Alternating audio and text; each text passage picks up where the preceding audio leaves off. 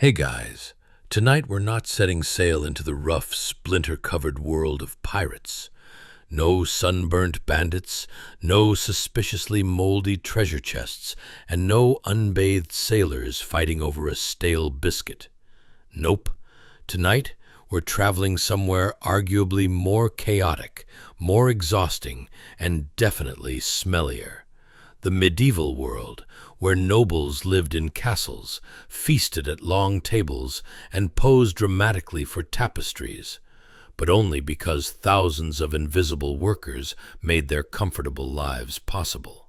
But before we trudge through muddy villages, bustling kitchens, smoky great halls, and servants' quarters built out of pure suffering, take a second to like the video and subscribe, but only if you actually enjoy this strange corner of the internet. And leave a comment telling me where you're listening from and what time it is. Somehow, it's always 2 a.m. somewhere, and for reasons science cannot explain, 2 a.m. is the perfect time to learn about medieval laundry, chamber pots, and why peasants were constantly one inconvenience away from collapsing. Now dim those lights. Turn on a fan for that soft white noise breeze. Get comfortable. Maybe tuck your feet in, not because imaginary rats are coming for your toes, but because medieval Europe absolutely had real ones, and they were fearless. Let's pause for a second. Have you ever wondered what medieval life actually felt like behind the scenes? Not the noble version, the polished armor, the elegant banquets, the dramatic horseback entrances. I mean the real medieval world, the one powered by cooks who woke up before dawn, servants running up and down endless staircases, stable boys living in permanent mud, and laundry workers who suffered more than knights in battle. Who kept the fires burning? Who made the bread? Who emptied the chamber pots? Who mended the clothes, fed the animals, scrubbed the floors, sharpened the swords, and cleaned the castle after every feast where nobles spilled half their dinner? Tonight, we're gently pulling back the velvet curtain on medieval life to reveal the people history often forgets: the cooks, maids, farmers, millers, blacksmiths, wet nurses, stable hands, scribes, and servants who did the heavy lifting while nobles practiced looking poetic near windows. But don't worry, we're not diving into the misery head first. We're drifting through it slowly, sleepily, like a tired medieval villager trudging home after a 14-hour day. We'll explore the mildly tragic, mildly hilarious realities. Why everything smelled like smoke and livestock. Why washing your clothes was a nightmare. Why medieval plumbing was, let's call it, hopeful thinking. Why everyone needed at least 3 people just to get dressed. And why nobles owed their entire lifestyle to workers who never got thanked, paid well, or allowed to sit down. So settle in. Let your body relax. Let your mind drift back to a world of stone walls, flickering torches, muddy boots, and hard-working people who survived each day using pure determination and the strength of their 47 daily chores. Tonight, we honor the invisible labor that built the medieval world, from the kitchens to the stables to the fields, because without them, the noble life would have collapsed faster than a wooden chair under a well-fed king. Ready? Let's begin. Chapter 1. Pre-dawn among the servants. Long before the great hall awakens, long before the noble household stirs beneath embroidered covers and velvet curtains, a different world comes to life in the pre-dawn shadows of a drafty medieval annex. The air here is cold enough to sting the nose, pressing into bones with the heavy insistence of a winter morning. Darkness clings to the corners, thick and unmoving, as though reluctant to surrender to the coming day. Inside this dim and narrow chamber, a dozen weary servants lie shoulder to shoulder on rough, rush-stuffed mattresses scattered unevenly across the floor. Space is scarce, comfort even scarcer. The mattresses scratch faintly with every shift of weight, bits of dried rushes poking through the worn fabric, reminding each sleeper of the thin barrier between themselves and the hard, uneven boards beneath. The silence is not true silence. It hums with the soft, uneven breathing of exhausted bodies, the rustle of blankets shared between too many people, a coughing fit from someone who has worked too closely to the smoke-filled hearth, a faint groan from someone whose back has stiffened after days of hauling water, wood, and whatever else the manor demands. These sounds blend together, forming a chorus of fatigue that lingers in the musty air. That air itself carries a heavy mixture of scents, earthy, sour, familiar. Sweat that has soaked into linens after endless hours of labor. The smoky residue of last night's kitchen fires that crept into the annex through cracks in the wooden walls. Damp wool cloaks hung too close to sleeping bodies. It is not pleasant by modern standards, but for the servants, it is simply the scent of life, evidence that they have worked, endured, and survived another day. A thin draft seeps through gaps in the timber, brushing over feet that have slipped free of shared blankets. Someone shifts under the covers, pulling the blanket back up, unintentionally tugging warmth away from another who shivers in response. Still, no one complains. In this cramped world, patience is a necessity, and small discomforts are simply woven into the rhythm of survival. The pre-dawn darkness holds a fragile stillness, but beneath it lies the weight of what is to come. These servants know the day will demand everything from them.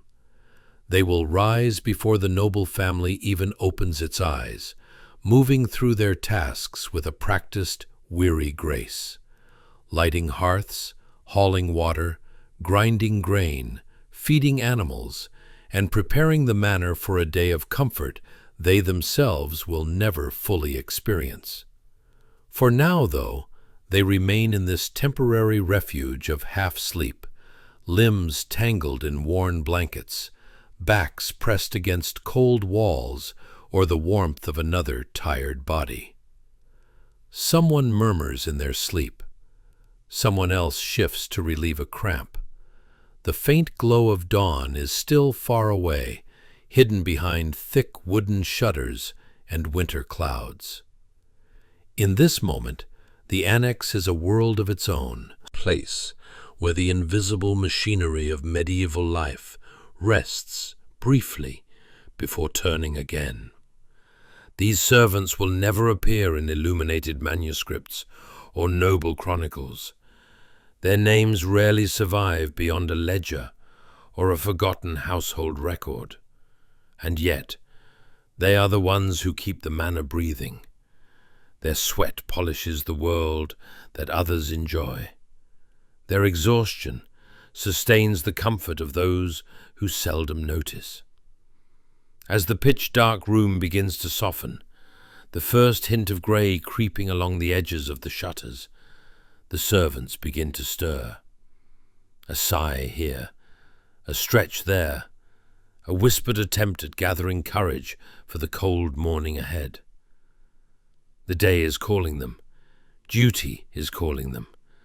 But for one last fleeting moment, they remain in the stillness, sharing warmth, breath, and the simple knowledge that none of them face this life alone. And in this dim annex, before dawn breaks, the invisible labor that built medieval luxury rests. Just long enough to rise again. Chapter 2. In the dimness of the stone-walled outbuilding, you blink blearily as your eyes adjust to the shadows. Welcome to your new abode, if you could even call it that. There's a boy just like you, about to embark on yet another glorious day of back-breaking labor. His tunic is coarse and itchy, more like a punishment garment than clothing. Perhaps they designed it this way to ensure everyone remembers that life is, in fact, a struggle, not just a Saturday morning cartoon. You can smell the remaining hints of whatever last week's meal was, maybe a smorgasbord of fermented cabbage and the leftover soup that had the consistency of soupy rocks. Every morning in the medieval peasant life is a delightful surprise. Will you have the stomach for it? Spoiler alert. Today's menu is likely to be unidentifiable. Enjoy. As the first rays of sun peek into this stone prison, home, you're hit with the powerful aroma of damp earth mixed with the sweetness of... Wait, is that the neighbor's goat again? Yes, it is. The thrilling sound of snorting and bleating will accompany you on your morning routine, because nothing says, "Let's seize the day," like an audience of critters that don't care about personal space. Now, let's talk about the mornings. In modern times, we typically start our day with a cup of coffee, strong enough to wake the ancestors. In this medieval setup, coffee would be a luxury item, available only in the fanciest castles, nestled safely behind their walls like a unicorn separate from the everyday grind. Instead, your only morning beverage is a tepid concoction made from boiling water and what could only be generously labeled as herbs, lovingly foraged from your backyard. So, a delightful mix of the most questionable plants known to humanity it is, then. Heaving yourself up from your not-so-cozy straw bed, you step onto the floor, which is less of a floor and more of a patchwork quilt of dirt and whatever stinky debris managed to accumulate over the weeks. Oh, and watch out for the random pigeon feathers.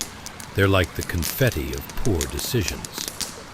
Now, if you think waking up early for your morning meeting is harsh, consider this young boy's plight.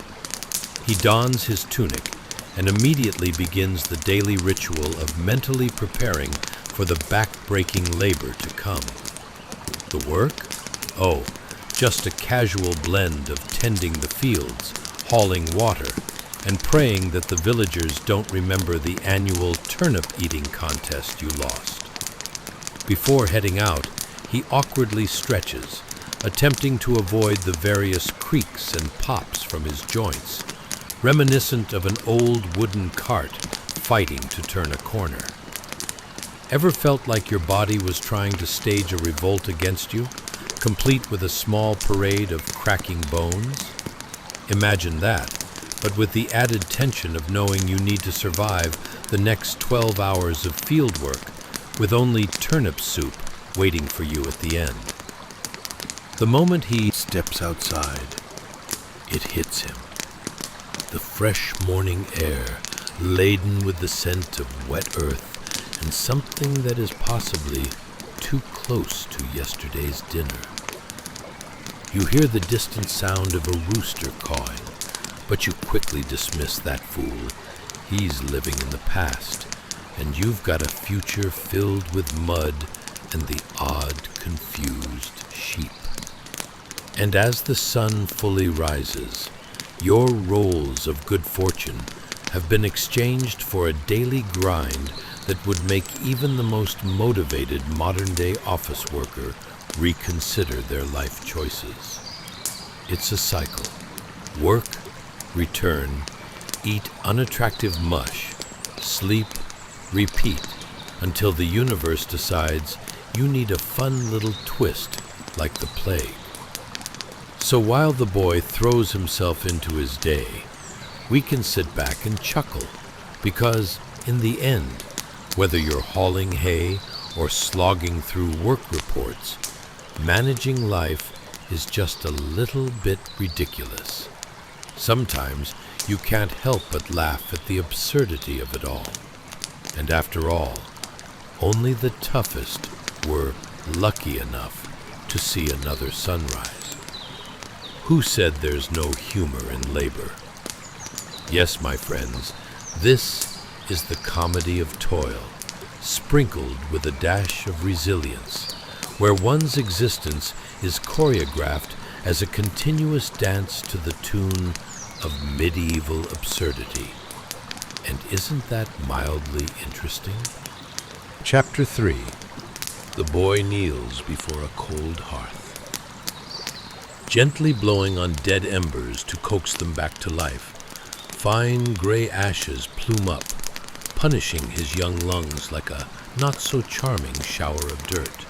His nose wrinkles, not from distaste, but from the air's wicked attempt to remind him it's still early mornings. The only sound accompanying this struggle is the quiet scrape of a metal poker, that trusty relic, possibly the most exciting piece of cutlery in a medieval peasant's kitchen.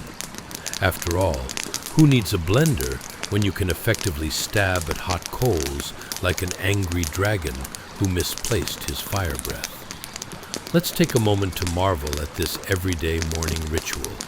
It's like modern coffee preparation, but with a higher chance of waking the cows instead of the neighbors. Mortal peril? Maybe not, unless we're counting the risk of being smacked by the hearth's equally unyielding poker. The best part? This ancient brewing process yields nothing resembling your typical breakfast beverage, but more like a hot mess of hope masquerading as comfort. As he concentrates on the hearth, let's consider a question of utmost importance. If ancient civilizations were to wake up today, would the boy look baffled at a coffee machine and ask, "What sorcery is this?" He'd probably conclude we're merely putting burnt bark in shiny contraptions. And honestly, who could blame him? His morning brew is less of a latte and more of a, "Please don't let me have lost another tooth to the flaming abyss." Ah, warmth. That elusive concept similar to how many medieval peasants viewed cleanliness, a distant dream glittering in the morning sun. More often than not, the cold hearth signifies that breakfast is probably just as cold and uninviting as the air. Usually, it's a hearty turnip stew left over from yesterday, a dish so thrilling it might excite ancient taste buds while depressing modern ones. Every spoonful might already come seasoned with yesterday's achievements, or failures, who's to say? But back to our brave fire starter. He determines that perhaps blowing harder is the key, but instead, he only succeeds in churning up a delightful cloud of ash. It's a rather vivid reminder of many aspects of peasant life. The harder you try, the more you choke. And much like that, medieval life was all about persistence, even if the results often left you gasping for fresh air. Once the hearth finally sputters to life, the boy steps back, unsure if he's conquered a dragon or merely revived an inferior candle. With every flicker of flame, he can almost feel the shadows of hopes and dreams warming just a tad, until his stomach growls, reminding him that all this effort better lead to food, if only so he can survive to wield that poker another day. Now, imagine slicing through that early morning silence with an array of delightful sounds. A rooster squawking nearby, a pig snorting indignantly, and, somewhere in the background, a neighbor attempting to make the day's first bread.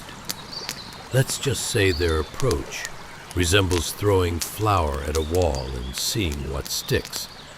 Definitely not the latest in artisanal gluten-free options. It's decidedly inspiring. If they can manage a shady loaf without a Pinterest board, then who are we to complain about our breakfast situation? Our boy's eyes dart toward the pot over the fire. The stew is bubbling through the gunky surface like a cauldron at a witches' convention. Maybe that's how your breakfast looks when it rolls out of the medieval kitchen.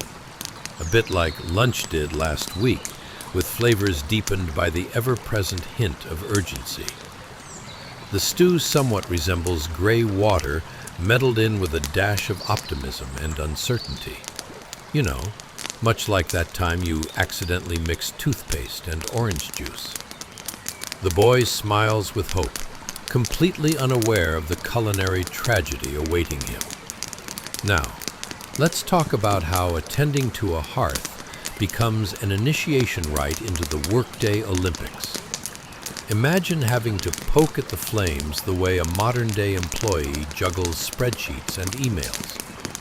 If you're not carefully fanning sparks to life, you're battling errant memories of yesteryear's dinners. And do you really want to relive them? It's a delicate balance of survival and reluctance that probably has the boy wishing he could trade places with the rooster. Sure, he may cluck aimlessly around the yard, but at least he wouldn't be held responsible for turning into the family's next meal. Outside, the sun makes a valiant attempt to break through the gloom, casting light on the boy's day, which he envisions as productive. Very much like a meeting with your boss that you know will go off the rails, one can almost foresee what's in store. Toil and sweat, and turns out, possibly more mud than any medieval farmer bargained for. The boy takes a moment, mentally preparing for life's quirky unpredictability, the kind that molds character much like the turning of soil. Somewhere out there, noblemen gallivant around their lands atop splendid steeds, while our valiant boy sharpens his skills at awakening the family hearth. Yes, his labor may seem invisible, but in reality is the mighty foundation upon which medieval nobility sits comfortably. Because without the trusty boy, how would the noble folk know the warmth of a fire, or even how to cook something that doesn't resemble a seasoned rock?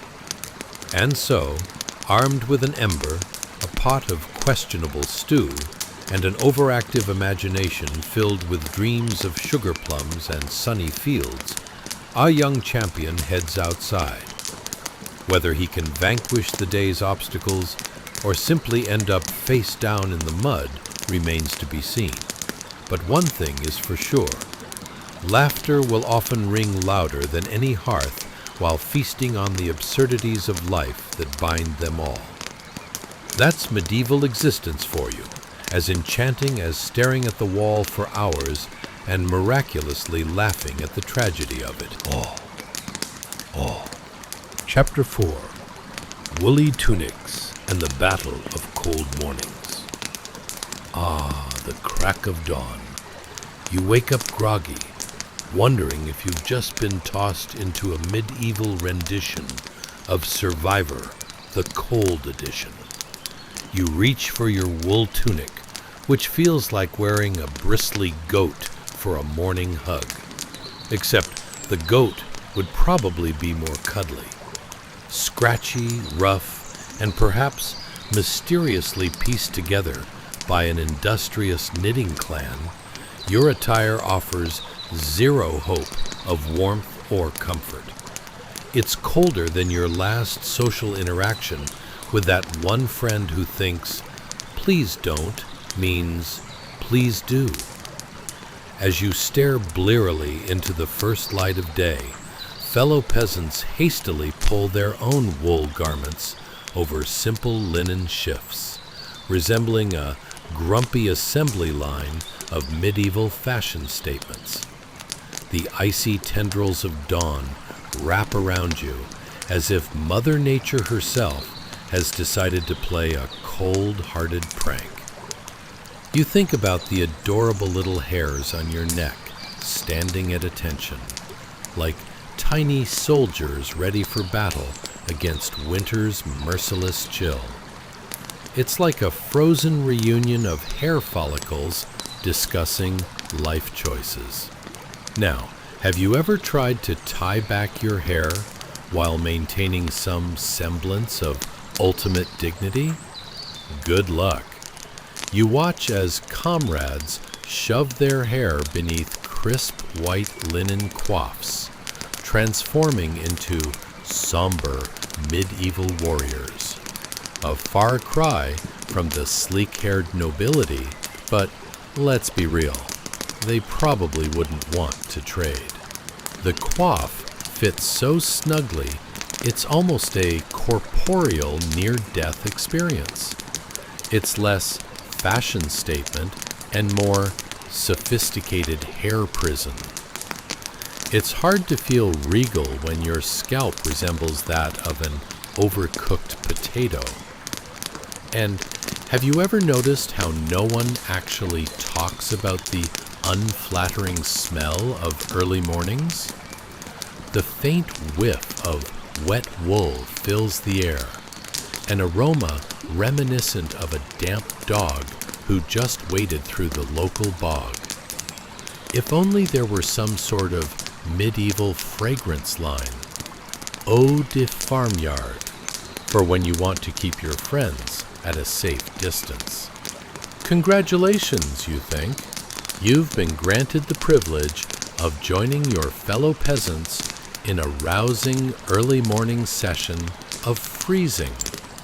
It's like an underground cult of coldness, where the only membership requirement is chattering teeth and a breathing technique that can rival a dragon's exhale. Because who needs warmth? With every fleeting second, the morning frost seems to gnaw on your fingertips, much like a particularly aggressive squirrel nibbling on an acorn. You glance around, wondering why this early morning has a similar vibe to the dark abyss of your last online meeting. At least in the medieval world, you can rest assured that muted faces and awkward pauses are now replaced with the polite, "don't freeze to death" stares shared among your peers. Let's discuss the hearth's warmth, or lack thereof.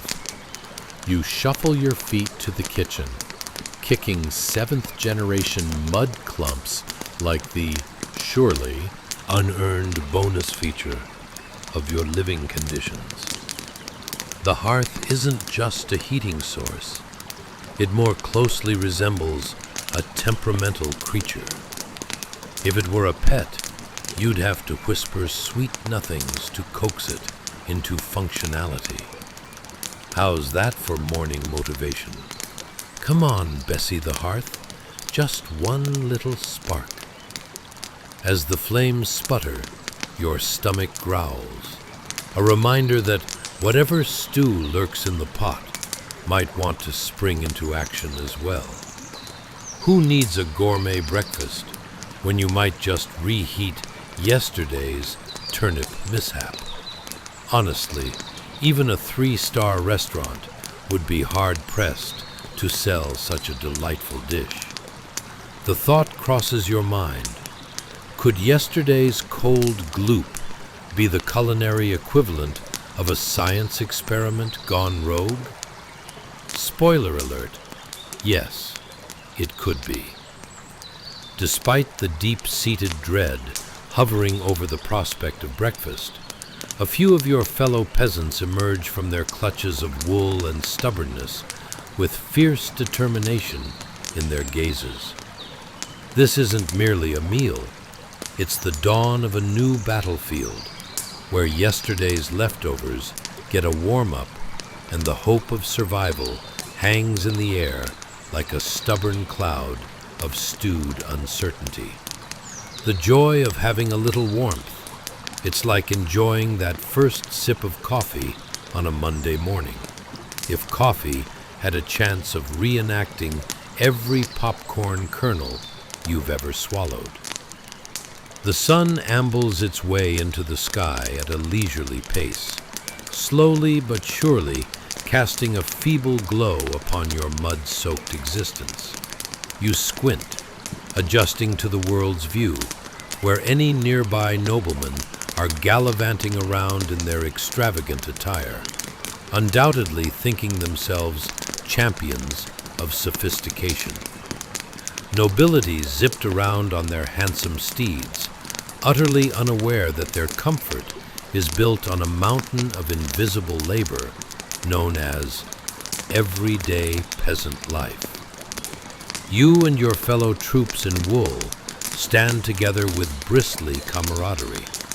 After all, without your tireless efforts, the very hearth they cling to would simply be an oversized, ornate mantelpiece of dust. Imagine the awkward silences at nobility dinners.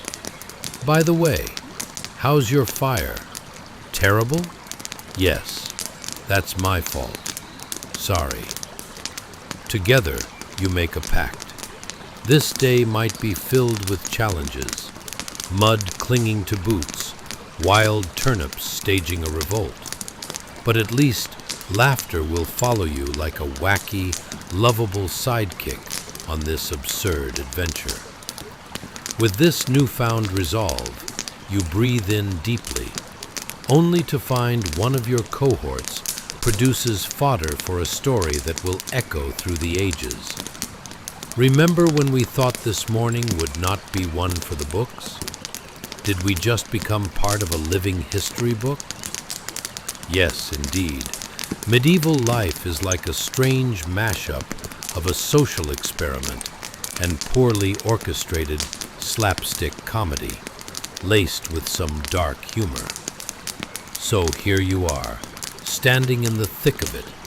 The invisible labor that builds noble life now rests upon your fragile shoulders, mixed with quite a bit of cold, wet wool. And if that's not a laugh, well, what is? Well, Chapter 5, Through the Stone Corridor of Servitude. Hey guys, welcome to a night of slightly chilly medieval humor and intriguing absurdity.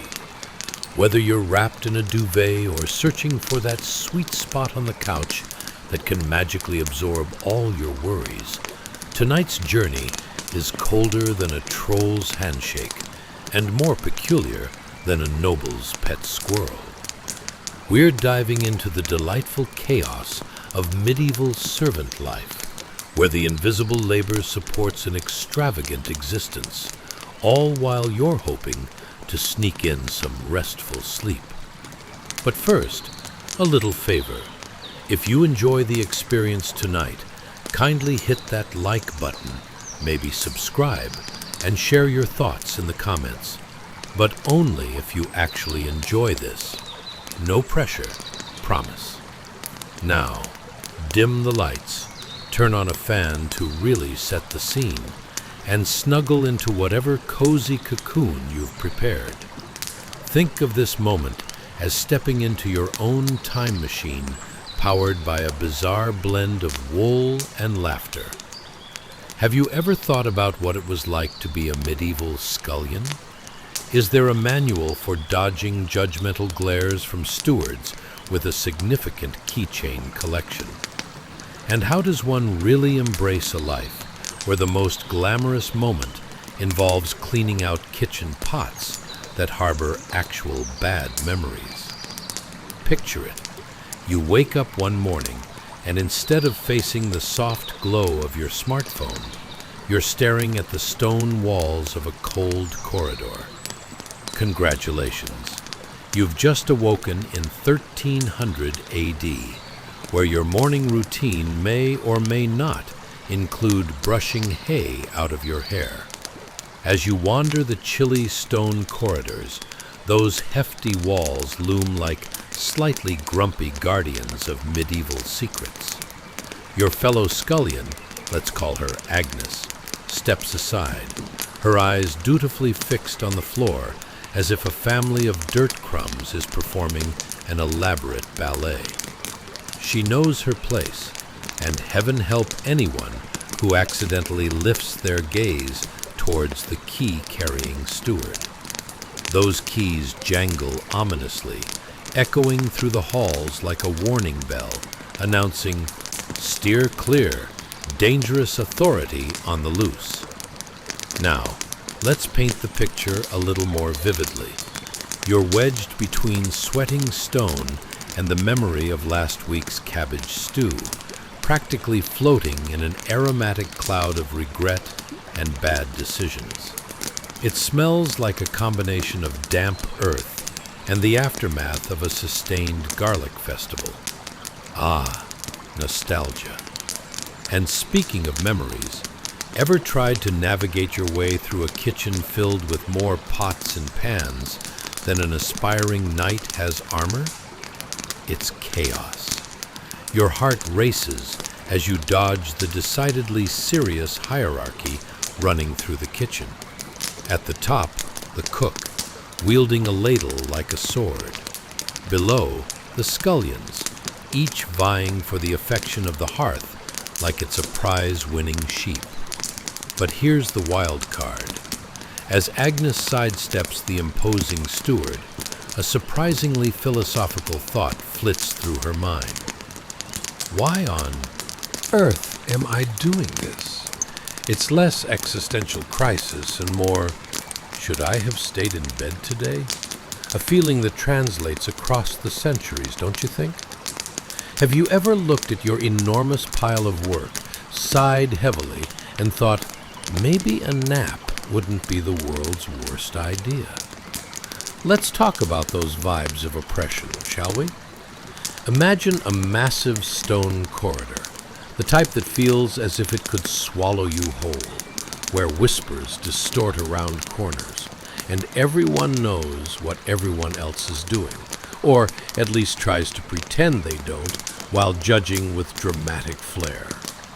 It's like staring into the world's least engaging soap opera, where the plots revolve around chores and the occasional missing piece of bread. And there you stand, amidst whispers and bustle, desperately avoiding eye contact with the steward, whose sharp glare feels more effective than a crossbow aimed at an inconsiderate woodland creature. You're like a modern-day office worker avoiding the boss who casually hovers around the water cooler while you simulate productivity. Oh, doesn't my rapt attention to this column of potatoes look important? Yes, truly critical. In the lower ranks of this societal food chain, each scullion attempts to navigate their duties with a balance of trepidation and humorous resilience. They share quick, cautious glances as they scuttle back towards the kitchen, because if there's one thing everyone understands in this hierarchy, it's that no one wants to become the plot twist that ends in punishment, or worse, a task involving troll droppings, the nightmare. Picture it. Whispers of everything from yesterday's cabbage crisis to rumors about whose turn it is to clean the chamber pot fly through the air, lighter than the cook's impossible demands. Every morsel of gossip represents a risk of judgment, and the stakes are high. Is that a chance for promotion, or just more back-breaking labor? Ah, great. The world is my oyster, filled with mud. As your own thoughts swirl around, you ponder the plight of these earnest, underappreciated meddlers who are, let's face it, the lifeblood of this medieval saga. It's like realizing that the unpaid intern at the office keeps everything running. Without them, the whole enterprise would devolve into disarray that even a skilled knight couldn't rescue. In a world like this, every day sees you shattered by humor, cleaning the remnants of yesterday's misadventures and trying to decipher the delicate balance between dignity and dreariness, all mixed with a healthy splash of cold, hard truth. And just like that, you realize that every mundane task you face is layered with history, wrapped in mystery, and flavored with absurdity that would make even a jaded historian chuckle. Now, close those eyes and let the sound of clattering pots and suppressive stewards fade into a soothing lullaby of mildly interesting medieval life. The invisible Laborers who built noble existence are more than just echoes in stone corridors.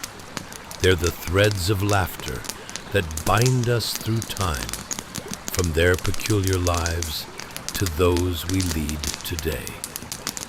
And let's just say, the medieval scullions of history were the original unsung heroes of the home-cooked meal.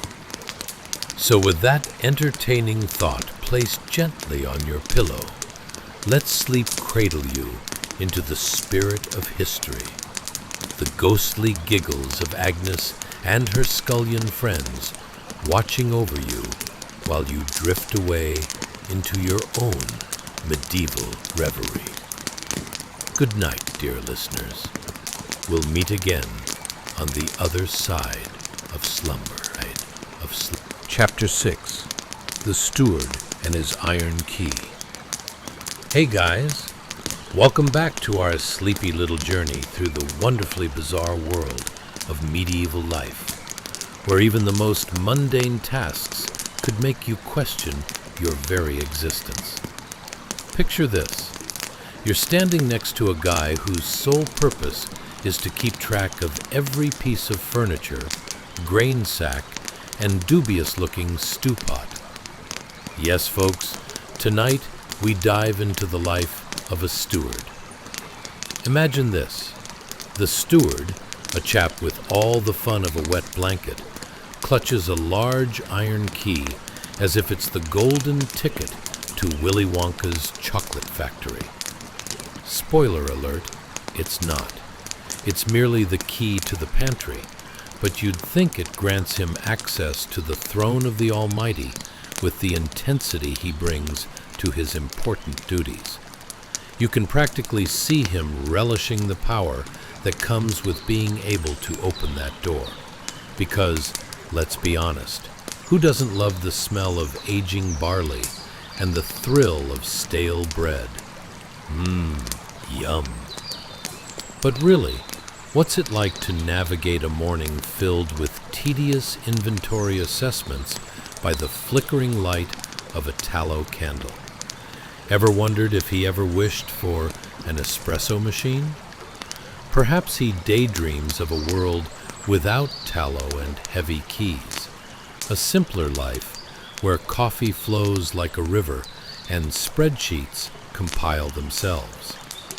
Alas, that fantasy is as distant as the concept of personal space in a medieval kitchen. As you peer over his meticulous inventory list, did I mention it's written in what looks like chicken scratch? You realize that vigilance is the name of the game. He ticks item after item off the list. 8 sacks of wheat, 5 barrels of ale, and 3 very questionable hams. His serious demeanor suggests he's engaged in a cosmic battle for the survival of the manor, all while you're just waiting for the candle to drip on the parchment and create a little chaos. As our serious steward's cheeks flush from the warmth of this flickering light, you could almost argue that his expression is reminiscent of someone discovering that they've eaten a fruitcake instead of a chocolate truffle. It's a mix of obligation and sheer horror.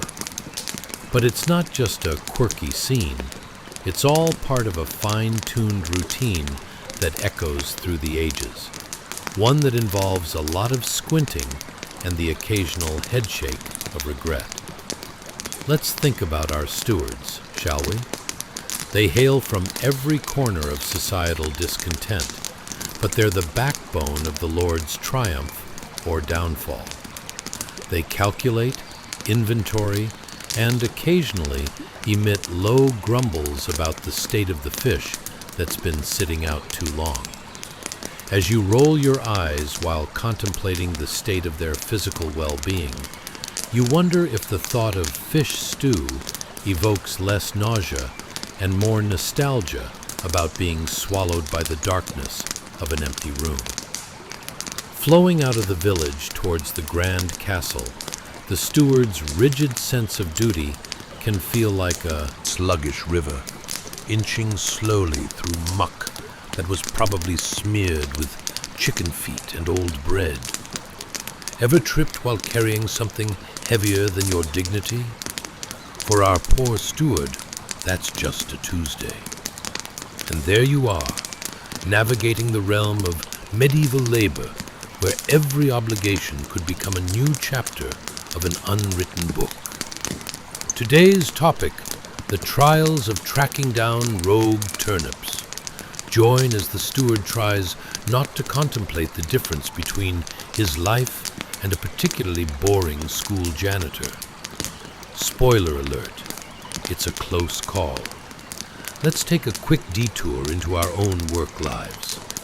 Have you ever felt like you're dragging the weight of the world while trying to maintain some semblance of order? We're all one coffee spill away from a total meltdown.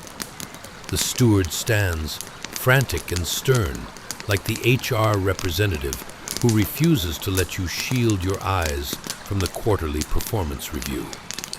You quickly catch yourself wondering if medieval stewards secretly fantasized about being rock stars. Steward by day, rock legend by night, belting out ballads about poorly organized cupboards and the unending quest for proper spice jars. But while the irony thickens like a badly brewed pot of ale, he stays focused, running his fingers over the grainy parchment filled with countless listings.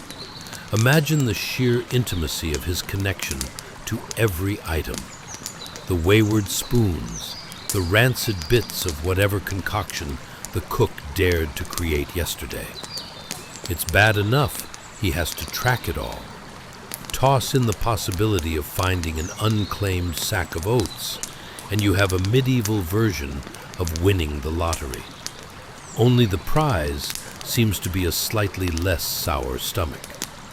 And let's not forget about the candle itself, flickering and sputtering as if it has fallen under the steward's hypnotic stare as well. You can practically hear it questioning its own purpose. Am I just here to illuminate this torturous task amidst the midnight sighs of human clumsiness? Poor candle, trying so hard, but often feeling like an unsung hero in a tragic comedy, much like our friend the steward. As the day wears on, the steward meticulously chips away at his list, each item cross-checked like a performance artist's final act before the curtains drop. You hear the clinking of his iron key, a sound that seems to echo down the corridors, much like those echoes of rumbling tummies from the kitchen, more than a little concerned about the stew pot's contents. So here we are, perched on the edge of history, surrounded by squabbling pots and the loyal crew of hard-working individuals, juggling responsibilities that could easily make even the most composed modern professionals pull their hair out. The steward's life is one large, chaotic tapestry, weaving the mundane together with humor, creating a backdrop layered with irony and uncertainty. Now, drift into this fun, absurd reality where every scribbled inventory could spell fate, while you rest easy, knowing that while stewards write their scrolls, you can let the allure of mystery lull you into sweet, peaceful slumber, dreaming of untamed hams and unruly turnips. Good night, dear friends, and may your adventures in sleep feel just as mildly interesting. Chapter 7. Marjorie's Fabled Garments. Hey guys, welcome back to our sleepy little journey through the wonderfully bizarre world of medieval life, where even the simplest tasks could have you questioning whether you really need a nightlight after age 30. Tonight, we find ourselves in a place comfier than a sack of potatoes in a haystack, and trust me, that's not saying much. We're about to explore the realm of fashion, or as the locals of 1300 AD would call it, the land of woolen woe. Imagine, if you will, the noble solar, a room so exquisite it makes even the least fancy of us feel like we accidentally wandered into a high-end vintage boutique. Picture lavish drapes, hidden treasures, and nestled within all that splendor, our unsung hero of the hour, Marjorie. A girl so quiet she could sneak up on a church mouse, even in its own church. Now, what is Marjorie doing in this glorious setting? Well, she's laying out fine linen and woolen garments before a chest that looks far too heavy to be practical. Seriously, why do people need such ornate furniture? It's like owning a piano when all you can play is chopsticks. But hey, that's medieval life. It's all about appearances and questionable practicality. Maybe in her hands, these garments are akin to a modern-day influencer's designer handbag, simultaneously coveted and burdensome. But first, let's take a moment to consider, would wearing a woolen tunic feel like a cozy hug from a sheep, or just a woolly prison sentence? Can you even imagine those heavy layers? It's like trying to sprint in a sleeping bag with a few thousand spiders lurking within. Marjorie's calloused fingers hover above the jewelry, each bauble a temptation. It's hard to tell what she finds less appealing, the jewelry or the lingering aroma of mutton that seems to follow every medieval endeavor. The air carries a hint of lavender mixed with the not-so-subtle scent of damp wool. As she meticulously arranges the clothing, you can't help but ponder. Does she wish for a magic spell to make these garments launder themselves? Or maybe a dry cleaner with the ethics and charm of a nobleman, yet the efficiency of a well-oiled machine? Spoiler alert, that doesn't exist. Therefore, feeling like you've been rolled in mud after wearing the same tunic for a month is just part of the job description. Now, imagine Marjorie as she dodges the elaborate necklaces. Beneath the opulence lies an irony that could warm even the coldest of medieval hearts. Here she is, arranging the very sparkle of 100 brides, and yet, like a modern-day intern offered the last donut, her fate is to remain unseen. Will she blend in with the fancy wool, you wonder? Or will she become medieval hipster chic, the kind of girl who knows all the best jokes about fidgety turnips?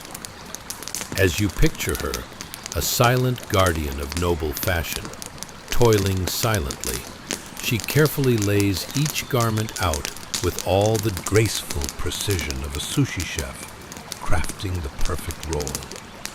Yes, here comes the tunic, the overly embroidered one that looks like a patchy explosion of mismatched color. Is this what they mean when they talk about individual style? You might chuckle softly, crafting vivid tales in your mind of a clothing competition among noble women. Spoilers, it would end in scandal and possibly a duel over who wore more clashing colors. You begin to wonder if Marjorie has a secret desire to take a sledgehammer to the heavy wooden chest in front of her. After all, what lay within? Dresses woven with dreams and draped in societal expectations, along with socks, yes, the dreadful socks, the type that feel better suited for scaring away bears than for keeping your toes cozy. And yet here she is, dodging precious gemstones like they are rancid turnips. She's got her priorities straight. But hold on a second. Just as she thinks about her choices, imagine another layer of chaos whisking in. The ravenous need to avoid every squeak and creak of the ceiling above her. After all, it's the great aristocratic nightmare, a heavy footstep signifying the Lord's impending inspection. Will Marjorie end up crumpled under a pile of taffeta, like a modern-day veteran of a fashion faux pas? You can just hear the echoes of a medieval gossip mill going wild.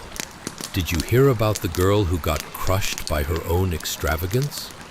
To add to the absurdity, the jewelry she deliberately skirts could rival a dragon's hoard. Why is there so much bling, you might wonder? Is it a rebellious attempt to distract from boredom, or merely another way of saying, I've got flair, but very few good ideas? And therein lies the quiet comedy of it all. Marjorie immerses herself in a world where garments signify status, yet here she stands, the invisible worker of a curious society attempting to keep up appearances at all costs, even when wearing the equivalent of a cushion strapped to your back. After all, would you rather deal with a poorly made garment or the guilt of a phony dress that barely fits? As you think about Marjorie drifting delicately through her solar, you realize the absurdity of her reality. Each day she navigates a labyrinth of fine garments, peculiar silks, and unyielding expectations about what it means to look noble. Like an overenthusiastic medieval clown trapped in a fashion show, feeling equal parts chaos and comedy. And so, sleep's gentle tendrils wrap around you, granting you a final chuckle with visions of Marjorie slip-sliding away with tunics and dresses that could spark 1,000 fairy tales, each twist more absurd than the last. Who knows what awaits her tomorrow? Perhaps an ill-timed jewelry debacle, or an unfortunate dance with a particularly flamboyant fabric. So rest easy, dear friends, as we bid adieu to our silent garment goddess, clutching onto dreams of accidentally airborne tunics and non-existent laundry days. Good night. Chapter 8. The Cook's Conundrum. Hey guys, welcome back to another episode of your favorite medieval misadventure, where life was so absurd that not even the best stand-up comedians could find a punchline. Tonight's tale is hotter than a blacksmith's forge and mistier than your grandma's memory of the 70s. We're diving into the lovely world of culinary chaos, specifically the life of a cook in 1300 AD. Buckle up, because I promise you that upon hearing this, you'll be grateful for your microwave.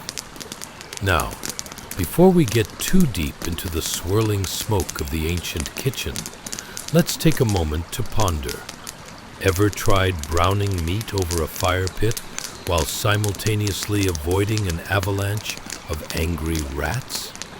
Or how about whisking up an egg soufflé without the luxury of a whisk? Just your bare hands and a sheer will to not set the whole kitchen ablaze.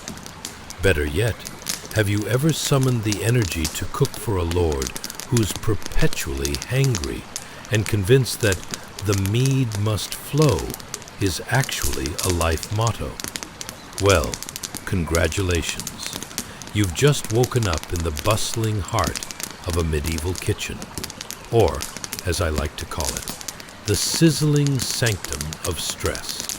The air here is thick with the mouth-watering scent of roasting meat, mixed with the slightly unpleasant but entirely memorable aroma of burnt offerings, like that last third of a pizza you forgot about in the back of your fridge.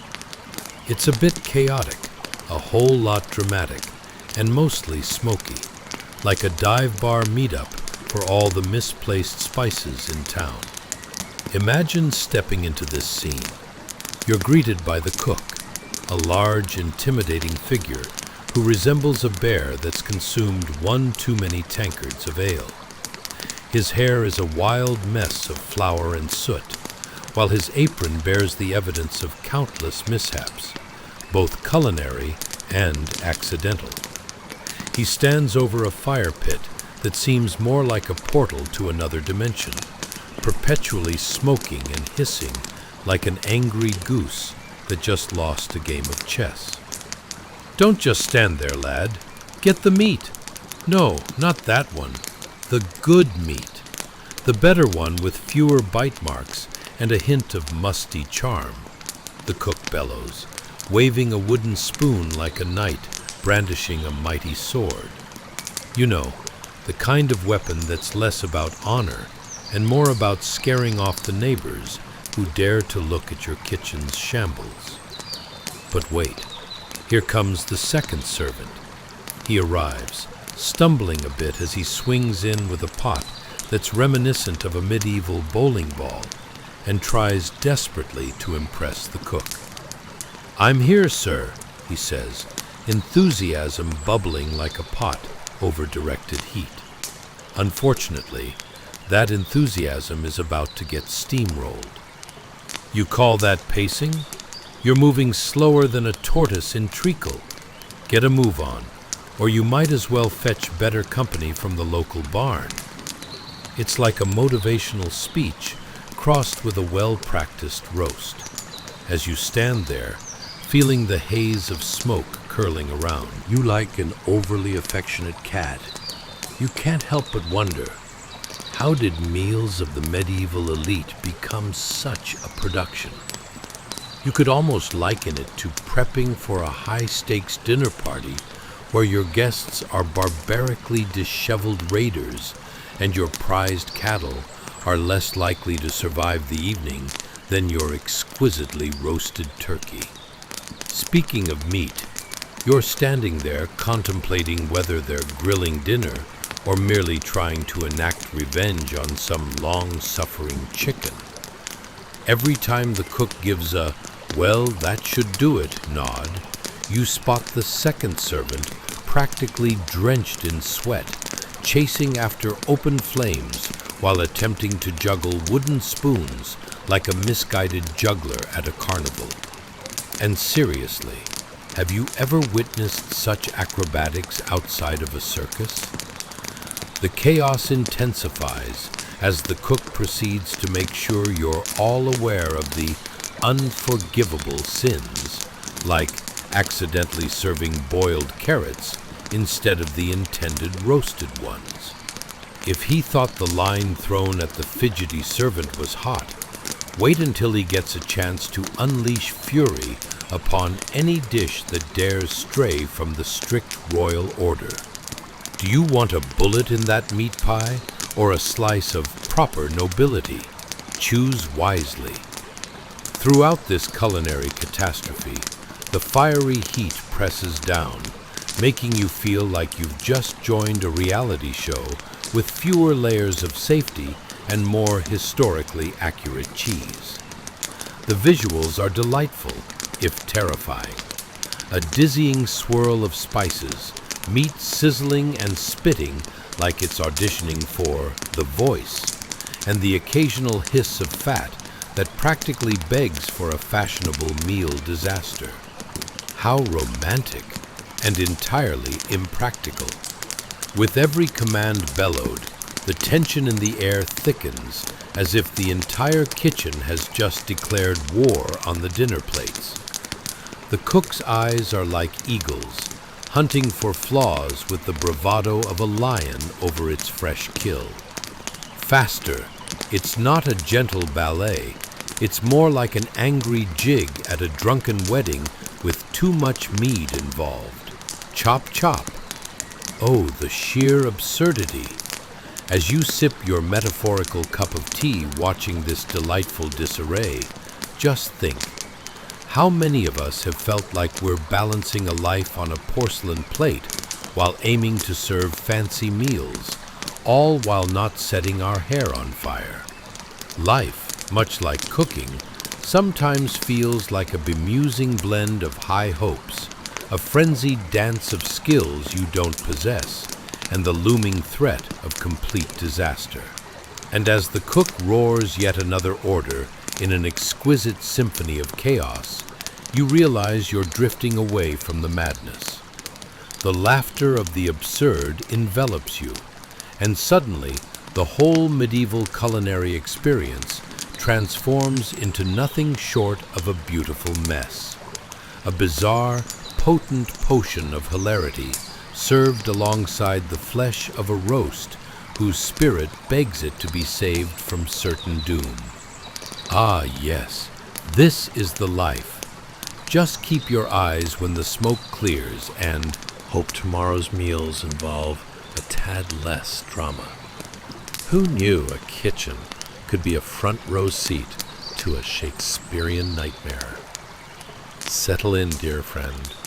Let the cook's conundrums wrap around you gently. It's sure to put a smile on your face and, just maybe, a giggle in your dreams. Chapter 9. The Midnight Roast. Hey guys, welcome back to another escapade into a time when life was as unpredictable as a squirrel on espresso. Tonight, we're diving into a world more sizzling than your nearest traffic jam in July. The bustling kitchen of a medieval manor. And if you think roast beef sandwiches are good, wait till you hear what's cooking. As you settle into your cozy spot, maybe snuggling under a blanket that smells slightly of your last 3 meals, go ahead and dim those lights. Grab a snack, preferably one that doesn't require you to face the kitchen inferno.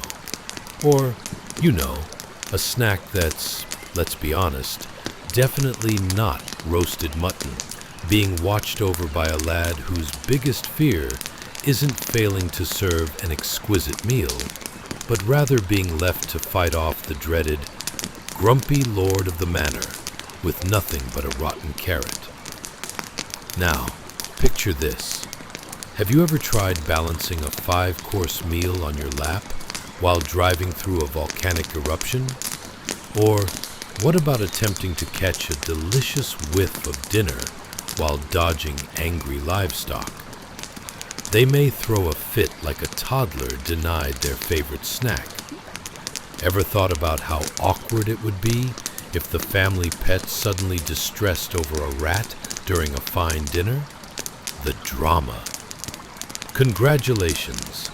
You've just woken up in the glorious year of 1300 AD, a year that introduced all things noble and absolutely ridiculous. Today, we drop you into the steamy chaos of a medieval kitchen where our protagonist, a strong lad named Gaffern, is swinging a massive leg of mutton like it's the world's heaviest pendulum.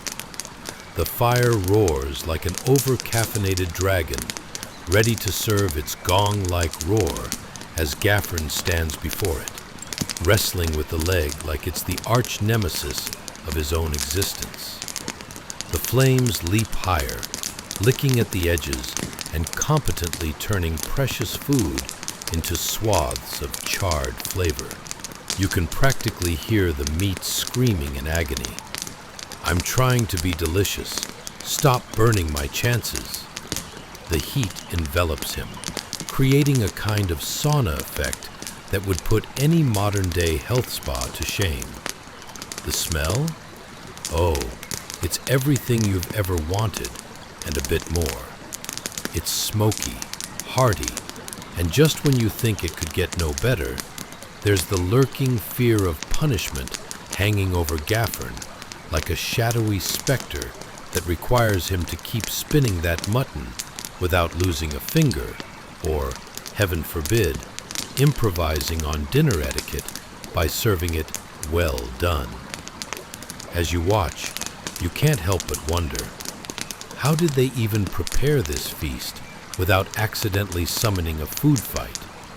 Suddenly, Gaffern loses his grip, and the leg of mutton flops precariously close to the flames, which seem to roar in glee at the potential of a sizzle that could put their fiery hearts to work.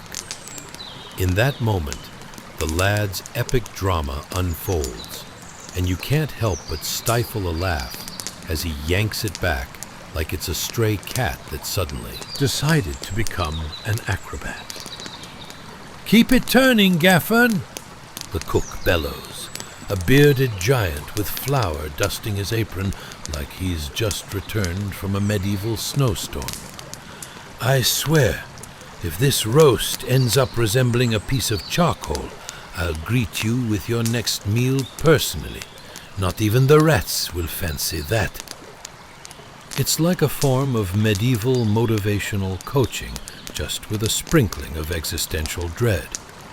As Gaffern painstakingly adjusts his grip, you hear the muffled cries of the mutton, or perhaps they're just the distant pleas of potatoes being peeled in a corner. "Ever considered using tiny napkin hands for roasting, Gaffer?" they might ask. "Because, frankly, we're not burning like this voluntarily." The kitchen is alive with the sound of clanging pots and helps, which is basically just an orchestral version of stress and chaos. And as the fire cracks like a bad joke in the background, Gaffern realizes he must also dodge incoming projectiles, rotting vegetables thrown by the cook in an attempt to express his frustrations. "Watch it! You'll mix that firewood with my dinner winner like a bad marriage." Here's the kicker, though. At some point, Gaffern thinks he might just be stuck in a culinary version of Survivor. He's strategizing on how to keep that roast perfect while simultaneously hoping to avoid being a direct cause of the next kitchen accident, like the time someone tried to fry an egg and ended up poaching the whole kitchen. Now, that's a lesson in how to lose a finger. As the flames flicker close, Gaffern's focus is impeccable, nearly hypnotic, yet lightweight enough to humorously endure his surroundings. It's a well-choreographed dance. He's a knight in a war against charred dinners, swinging and turning as if he's the lead in an unfortunate musical that never quite decided on its genre. The absurdity of the entire scene tickles your senses as you remember times of post-work cooking frenzies, only Gaffern's not looking for pre-packaged sauce jars. He's wielding a wooden spoon like it's a lightsaber amid salad wars. Every ounce of his concentration wrapped around that glorious roast like the hopes of every couch potato on a Friday night. Just as you think he's reached peak hilarity, disaster strikes, a sudden wave of heat causing his apron to flutter like the wings of an overly optimistic chicken. The mutton edges ever closer to the flames, its sizzle turning into a frantic hiss, like a cat being unexpectedly dunked in water. You can hardly keep a straight face at this intersection of artistry and impending doom. And as the smoke billows like some misguided fog machine at a medieval rave, you remember this is not just cooking, it's a battle of epic proportions. Because in medieval kitchens, death is not in the casserole, it's embedded in the chaos with the lingering aroma of charred dreams and perhaps a side of humor. So settle in, dear friend. It's only gonna get delightfully absurd from here. Absurd from Chapter 10, The Rush Hour Revival. Hey guys, welcome back to another snooze-fest adventure through time, where we explore how life was as charmingly chaotic as a cat in a room full of laser pointers. Tonight, we're diving into a scene so refreshing, even a cold glass of lemonade would give it a high five. Welcome to the great hall of a medieval manor, just after a good old rush sweeping. Now picture this. You've just rolled out of bed after a long night of dreamless sleep, which, spoiler alert, is about as restful as being chased by a chicken with a vendetta. You're probably wondering how on earth people manage to wake up without a single cup of coffee, or the sheer terror of knowing you committed to a workout. As you drift deeper into this dreamscape, imagine the young girls scurrying about with fresh rushes in hand, their laughter echoing through the hall like a chorus of slightly off-tune larks. Ever tried replacing your dustpan with a broom made from hastily tied twigs? Exactly. These young maidens are empowering the concept of spring cleaning that would put even the most zealous of modern cleaning influencers to shame. So, congratulations. You've just woken up in 1300 AD, an age when laundry day indeed meant shoveling your clothes into a river and praying for the best. An optimistic gamble, really. Here you are, slipping into the great hall as a plume of fragrance wafts through the air, courtesy of the freshly laid herbs, lavender and mint mingling with the fleeting good vibes of the last week's leftover meat. Hark! Is that the essence of charred leftovers, or a waver of medieval cologne? Let's talk about the hustle and bustle here. The girls have become the hall's superheroes, brandishing handfuls of fragrant herbs like they're fending off a particularly nasty troll, or perhaps just the stale odors clinging to the floor like an uninvited guest who just won't leave. Picture them dancing through the hall, flinging down rushes and herbs as if they've discovered the world's most effective and most aromatic confetti. Wait, don't throw that, you chuckle silently, remembering the last time you decided to host a potpourri party. It turned into an incensed catastrophe, didn't it? Now, back to our sprightly crew who are strewing rushes across the ground, inelegantly masking the not-so-pleasant odors left behind from a week of feasting and, human existence. They seem utterly unaware that these rushes are about to bedazzle the flooring with an avant-garde art project of smell. Just think about it. Almost like a medieval version of carpet, but, with a "you might find a flea or two" bonus.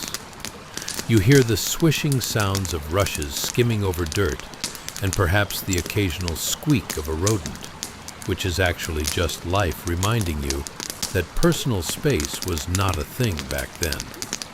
The gentle rustling fulfills the role of music as the girls skip and scurry. And honestly, have you ever witnessed a warrior in full armor attempt to shuffle through freshly laid rushes? It's like watching a toddler learn to walk on a trampoline, riveting yet terrifying. Shifting focus, who needs a gym when you can have a medieval great hall where the cardio is powered by the occasional leap over a rogue pile of straw? You can almost hear their little stomping feet thumping against the floorboards, each bounce a reminder that nobody has a personal bubble. Instead, it's personal, "whoops, I just stepped on your toe" territory. Quick, we should fix the odors before Sir Grumpy Pants arrives, one girl exclaims. It seems that even nobles have an olfactory opinion of their surroundings. Imagine being a nobleman, sweeping into your great hall, only for the overwhelming scent of last week's stew to hit you like a well-aimed cabbage. Talk about peasant displeasure. Now, visualization is key here. You wander through this hall, your trusty rushes giving way underfoot, absorbing all the mysteries of what might be lurking. Perhaps remnants from last year's dance of the jams, or maybe the lost hopes of a chicken hunt gone awry. And just like a bad blind date, you can feel the awkward tension in the air, stark against the herbal freshness that now tries valiantly to save face. This moment strikes you. Are we not all just trying to mask the odors of our own lives? Maybe you just washed that favorite shirt last week, only to have it battle through a busy echelon of spilled coffee, remnants of an impulse buy of street tacos, or the harrowing realization that it's now your gym shirt. Curiously enough, herbs may have been the medieval equivalent of detergent, a creative stab at washing away the traces of yesterday's catastrophes. As the hall fills with the blend of fresh rushes and herb excitement, you can't help but think, isn't it just delightful how in the chaos of life, medieval or modern, we try to patch our existence together with comfort, laughter, and an occasional bad fragrance. So, come along, dear friend. Let us embrace the glorious absurdity that is life, where beneath the sweet scent of newly strewn rushes lay stories of celebration, defeat, and the essence of everything remarkably flea-riddled. Who knew that cleanliness was not just next to godliness, but in this era, also perilously close to the royal bad mood? Don't go too far, because there's still an octave of humor yet to unfold in these hallowed medieval halls, blessed by rushes and burdened by history like a very eccentric time traveler's diary. Let's get ready for more shenanigans as this colorful tapestry of medieval life unfolds. Chapter 11. The bell tolls for thee and everyone else. Hey guys, welcome back to another sleepy excursion through time, where we find out that history is less about noble knights and glorious battles, and more about the noble art of avoiding chores. Tonight, we're stepping into a scene so surreal, even a bad hair day could feel glamorous. Welcome to the thrill-a-minute world of 1300 AD, where the only alarm clock is a bell that sounds like it has opinions, and the world is waking up, just not very gracefully. Now, I invite you to imagine the moment when everything shifts. The air is thick with that cozy mixture of anticipation and dreadful realization. Picture this, a heavy, silent bell hanging there in the chapel tower, an absolute chatty Cathy, just waiting for the perfect moment to ruin your peace. The sky is darkened with silver edges like it just finished its morning coffee and is waiting for the world's first sip. Suddenly, that bell tolls, its low, solemn call reverberating through the manor with all the elegance of a hippo trying to do ballet. A gentle question drifts to your mind. What on earth did they do before alarms? Were people expected to just wake when the sun peeked through their wet dog-smelling rushes and whisper, "Ah yes, time for pancakes," or not? So let's drop you right where the magic happens, because congratulations, you've just woken up in 1300 AD, the year the world realized that morning routines could involve several layers of crankiness. Now, as the bell chimes through the hall, the young girls of the household leap from their slumber as if shot out of a cannon. Their giggles float through the air, mimicking the sound of 1,000 little bells themselves as they scurry about in a half-awake frenzy, the kind you'd expect if someone announced free pastries in a sleepy suburb. Who needs caffeine when you have the gentle nudge of impending chaos? Salty air mixes with the earthy tones of straw and hints of lavender left from last night's rush-strewing extravaganza. You see, the very essence of a medieval morning is 1 part serenity, 2 parts bewildered young maidens who have just realized that the kitchen will not clean itself. Ever tried to make breakfast with a group of people who communicate in high-pitched shrieks more often than words? It's like a reality show, Survivor, Morning Edition, where the prize is getting a perfectly scrambled egg without staring into existential dread. As the bell rings, the scramble grows more chaotic, like a heated soccer match. "Quick! Fetch the water!" one girl screams, hands flapping as if she's trying to take off rather than prepare for the day. The thought arises, did they ever consider just sipping from the pitcher on the table? No? Smart move. It's less about hydration and more about risk assessment in the treacherous arena of medieval living. Let's take a moment to revel in what the magical sounds of that bell represent. It's not just a wake-up call. It's like the ancient version of an all-hands meeting, but with no one being entirely prepared. Where are the knights? Who knows? They're likely still fumbling around in their armor, which is probably dented in all the wrong places from the last feast. And breakfast?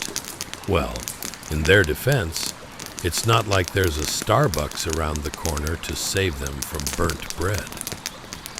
Our youthful maidens, bustling back and forth, suddenly launch into a collaborative effort to create the world's most complex breakfast ritual. It looks like an interpretive dance of sorts, involving flour, eggs, and perhaps a singing chicken that's auditioning for The Voice. Ever had your breakfast end with a surprise ingredient, like a feathered friend? The excitement just doesn't quit in this time period. As they maneuver around each other, buckets of water and flour flying like Excalibur itself, you can't help but wonder what parents were like back then. Did they sit back, sipping tea while yelling, "Do your best, my dears. Just don't burn the house down"? Spoiler alert, it's not just waffles at stake. The air fills with the aromas of morning, a heady mix of fresh rushes, leftover herbs from yesterday's feast, and the lingering essence of, well, whatever that was. It's a curious concoction reminiscent of modern-day food festivals gone tragically wrong. The subtle spice and savory scents might have you dreaming of breakfast burritos, only to find you're instead in a realm of slippery grass and ambition-soaked stew. Amid this culinary spectacle, the bell tolls again, echoing the urgency of the moment, urging everyone to wrap up their frantic preparations and present their best faces to the Lord of the Manor, a task just as exhausting as herding cats. Can you imagine the lovely surprise he'll receive upon entering, greeted by a symphony of half-made porridge? The stench of burnt bread would surely knock his nobility off its high horse. As the commotion continues, keep this thought in mind. Behind their laughter and chaotic endeavors lies the unsung tale of the laborers whose unseen efforts shaped everything from meals to manners. Folks, even peasants knew how to throw a good breakfast party, even if all they had was passion for food and an entire field of rushes for decorative flair. So here you are, soaring through time and giggles, as the bell tolls for another round of medieval mayhem, reminding us all that while life may sometimes feel like walking on eggshells, metaphorically or otherwise, there's always an excellent chance for laughter amid the clashing of pots, pans, and noble expectations. Don't forget, the invisible labor of the past bubbles beneath like a well-boiled pot, and who knows what hilarity lies just around the corner. And with that, dear traveler, let's see which whimsical incident awaits you next in these noble medieval halls, where even the bell seems to have a punchline waiting to unfold. Chapter 12. Velvet Cushions and Shadowy Counts. Hey guys, welcome back to another delightful, sleep-inducing waltz through history, where we find that being noble is much like wearing a heavy crown made of regret, an exquisite show on the outside, a headache within. Tonight, we enter a scene more lavish than a cat meme going viral. Welcome to a vaulted stone chapel in 1300 AD, where the sound of solemn prayers feels just a tad overwhelmed by the quiet distress of a few servants waiting in the wings. Picture it, the noble family, draped in rich embroidered cloaks that likely cost more than a small village's worth of sheep, kneels on plush velvet cushions. You can almost hear the fabric whispering, "More gold thread, please."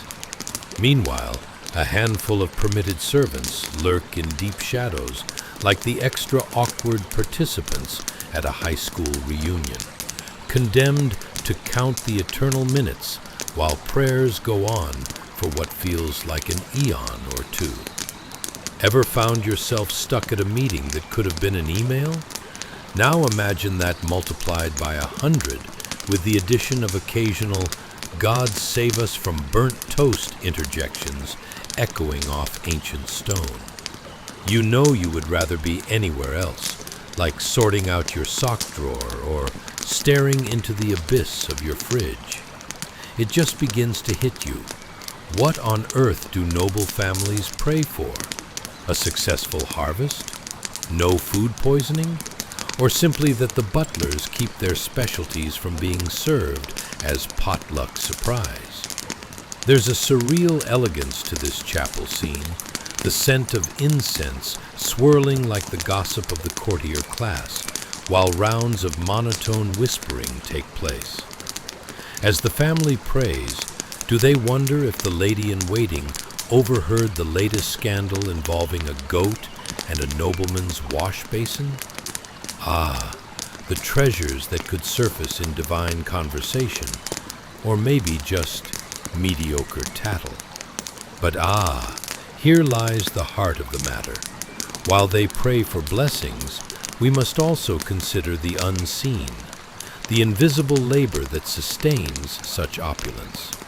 Only a few feet away, the servant staff, standing in those shadowy corners reminiscent of introverted houseplants, totally aware they will still be dragging out the floor rushes and banishing rats long after the nobles vacate.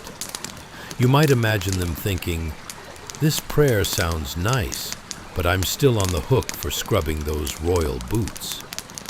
While the family unravels the mysteries of divine favor, let's indulge in picturing the clandestine nocturnal opera that unfolds among the servants post-prayer. Here's a real question. Ever tried to do your chores with half your mind on the latest news circulating? Having prayers sung softly in the background while gearing up to wrestle a muddy pitchfork. It's like trying to vacuum while your partner serenades you with their favorite ballad. Sweet, yet utterly distracting. The clang and clatter of utensils, the whispers of secrets squeezed between the charged air of pious proclamations and an abundance of sheer nobility. The paradox is a tapestry rich with humor.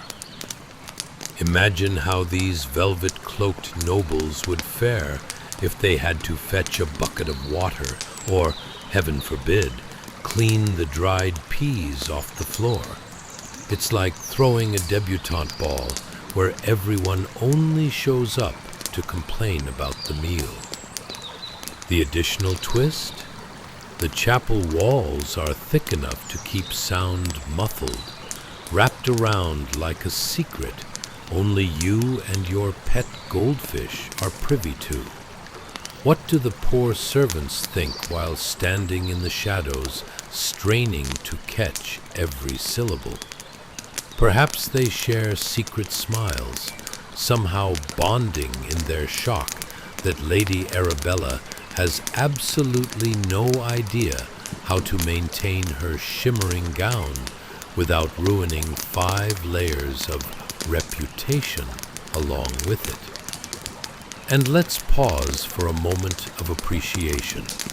Those everyday heroes wielding brooms and brushes in the dim corners share an unaxial comedy that rivals any slapstick routine. Ever thought about how the style of invisible labor creates a layer unseen yet essential, like a well-placed carpet that may also double as a rat runway? Yes, they're juggling etiquette while hoping to not trip over Lady Elsie's embroidered ankles.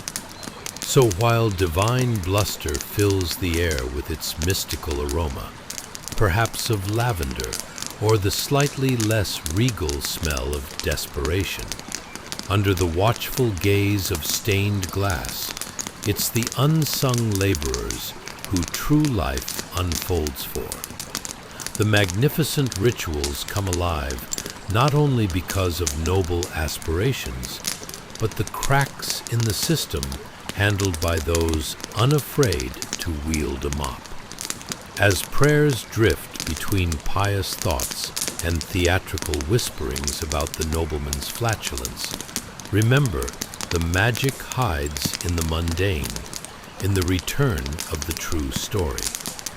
Behind the artisanal flourishes and embroidered garments lies sweat, laughter, and the occasional existential crisis involving bread. In this scenario, dreamers wade through not only cornices and cushions, but also the delightful tension between those who live in the lofty realms of luxury and those whose backs end up supporting its softy, swanky foundation. A world so finely embroidered on the surface, it's just one dandy tear away from a hilarious descent into chaos. And with that loopy humor swirling around like leaves caught in a windstorm, dear traveler, let's waddle into the next whimsical adventure and see what lay beyond velvet cushions, perhaps within a nearby kitchen or an intrigue-ridden courtyard where the past tickles the funny bone. A world awaits that might just fill your dreams with culinary disasters and absurd noble antics. Chapter 13. The Manor as a Living Beast. Hey guys, welcome back to this cozy little nook in the annals of sleepwalking through history. Tonight, we're about to explore a place that might as well have had its own social media presence, glamorous Instagram captions, and behind-the-scenes footages. Welcome to a medieval manor where the very walls seem to breathe and the elite thrived while someone else scraped the dried food off the floor. Imagine this, the manor stout and proud, standing tall like a middle-aged dad at a barbecue, unyielding in structure but teeming with hidden life.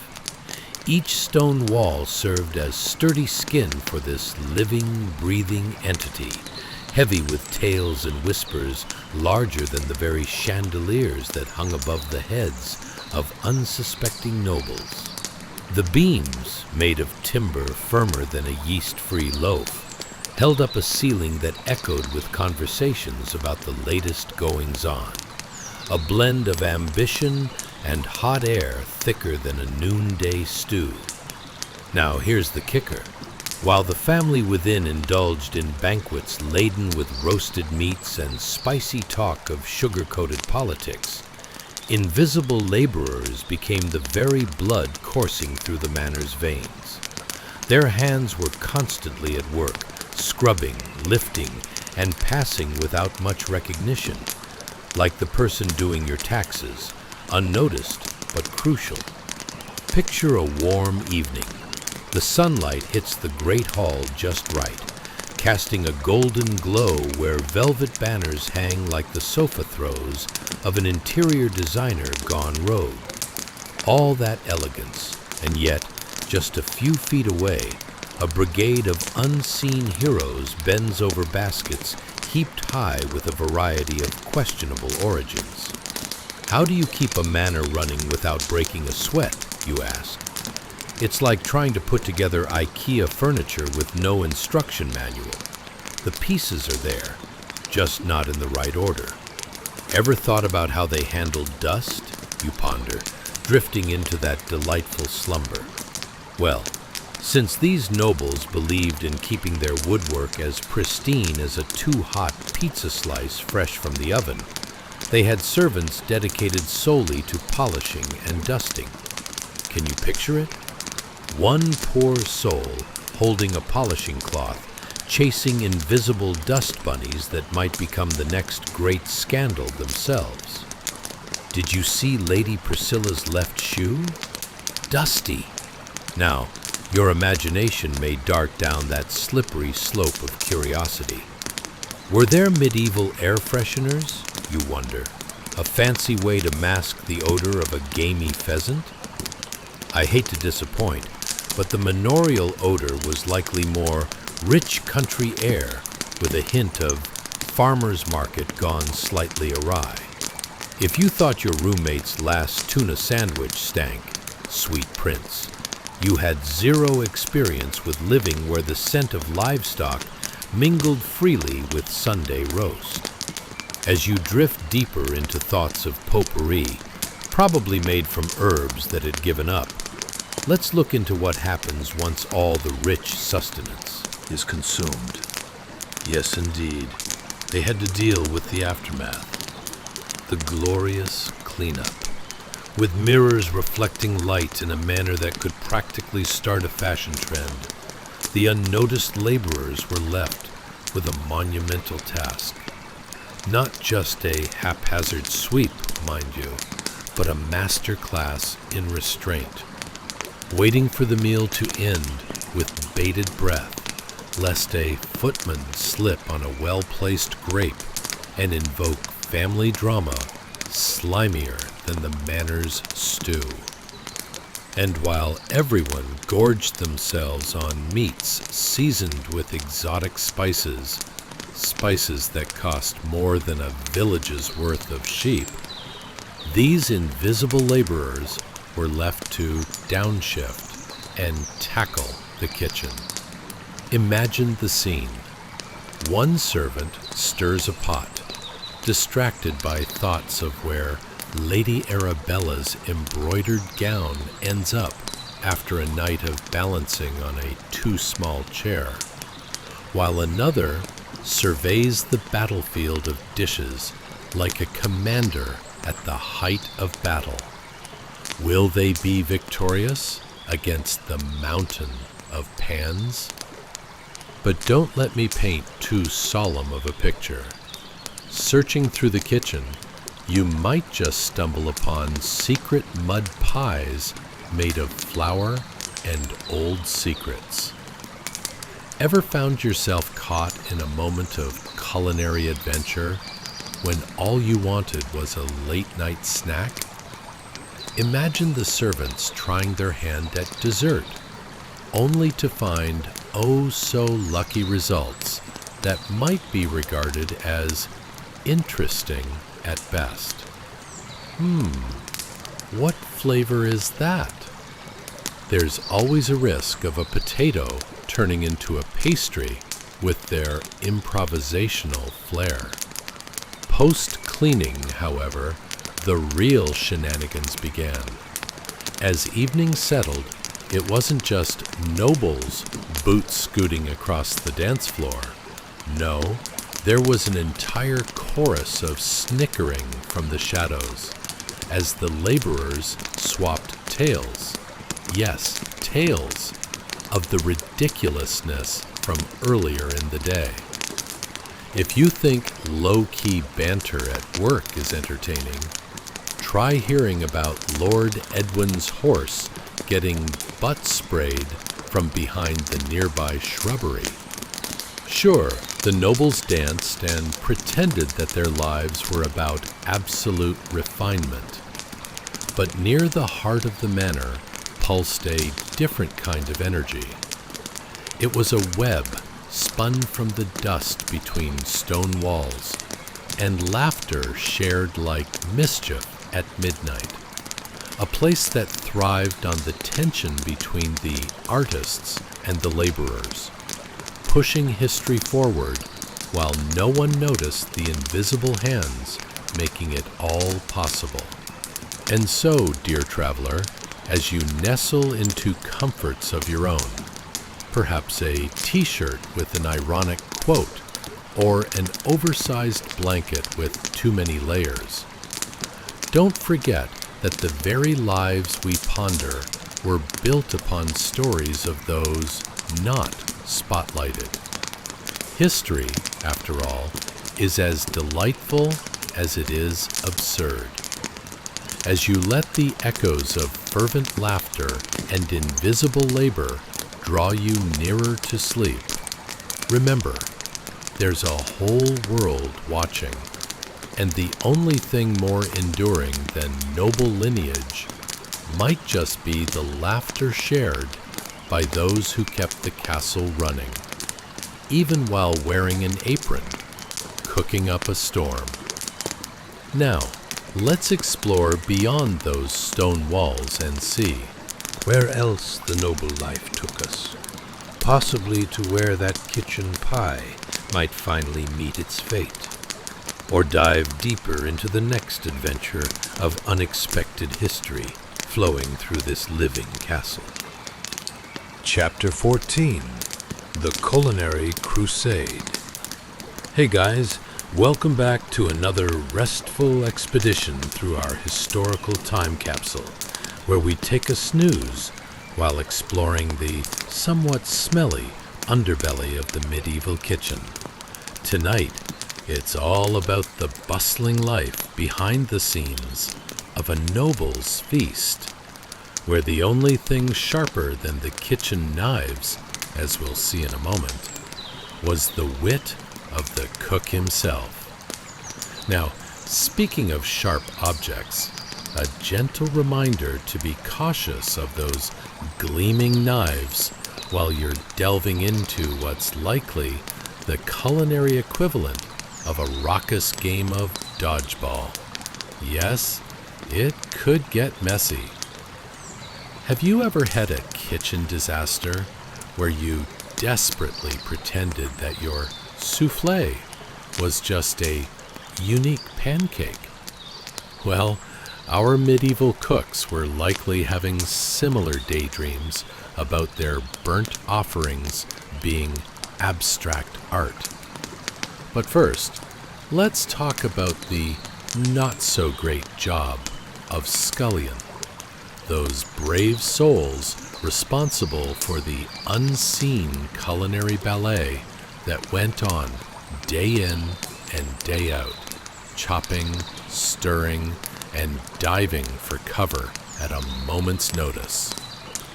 Ever wondered what it feels like to dodge flying kitchen utensils while trying to keep your toes intact? Well, congratulations. You've just woken up in 1300 AD, where chaos reigns and the stakes are higher than trying to impress the in-laws with your cooking skills. Picture this. You're in a vast kitchen, the air thick with the scent of roasted animal parts. A delicacy to some, but For the weak of stomach, it's something resembling medieval horror. Just then, the head cook enters, wielding a gleaming knife like he's the warrior of Worcestershire, ready for battle. With a flourish born of rehearsed drama, he slams that knife into the wooden block with a force that reverberates like a battle cry. The sound echoes sharply off the stone walls, causing nearby scullions to jump back as if they'd just seen a ghost in the onion sack. "Watch it!" shouts the cook, his voice as smooth and sharp as the very blade he commands. "The only thing that burns in this kitchen is your ineptitude." And you can almost hear the collective gasp, as if someone's just proposed adding beets to a salad, which, if you dared to ask, might just lead to a kitchen coup. Now, these scullions, bless their hard-working hearts, are tasked with the most arduous duties. Like a group of underpaid interns at a never-ending food festival, they chop, stir, and deflect criticisms from a cook who could send a chill down the spine of a frozen chicken. Picture a horde of them bustling about, their hands moving faster than a medieval jester's jokes would fly over the heads of the lords and ladies enjoying their feasts. But wait, what exactly are they cooking? Picture a cauldron bubbling with ingredients that could make even a medieval witch feel underwhelmed. Sure, you thought your last creative dinner was a tad unorthodox, but when your menu includes things like porridge, boiled cabbage, And whatever leftover meat got relegated to experimental, it's pretty clear. What's that you say? Did they have restlessness about leftovers in the 1300s? The undeniable answer is yes. Now let's focus in on that magical cauldron as if it were the center of the universe itself. Imagine it bubbling away with enthusiasm for whatever it might concoct, scenting the air with hints of mystery and the faint tragedy of what remains. You'd think this could only be rivaled by a trendy cafe serving up artisanal avocado toast for far too much money. But no, here, the palate runs dangerously low on options, with meals often blessed with a sprinkle of regret. "Which of you knows how to bake bread?" bellows the cook, a question booming and reverberating like thunder under an ominous sky.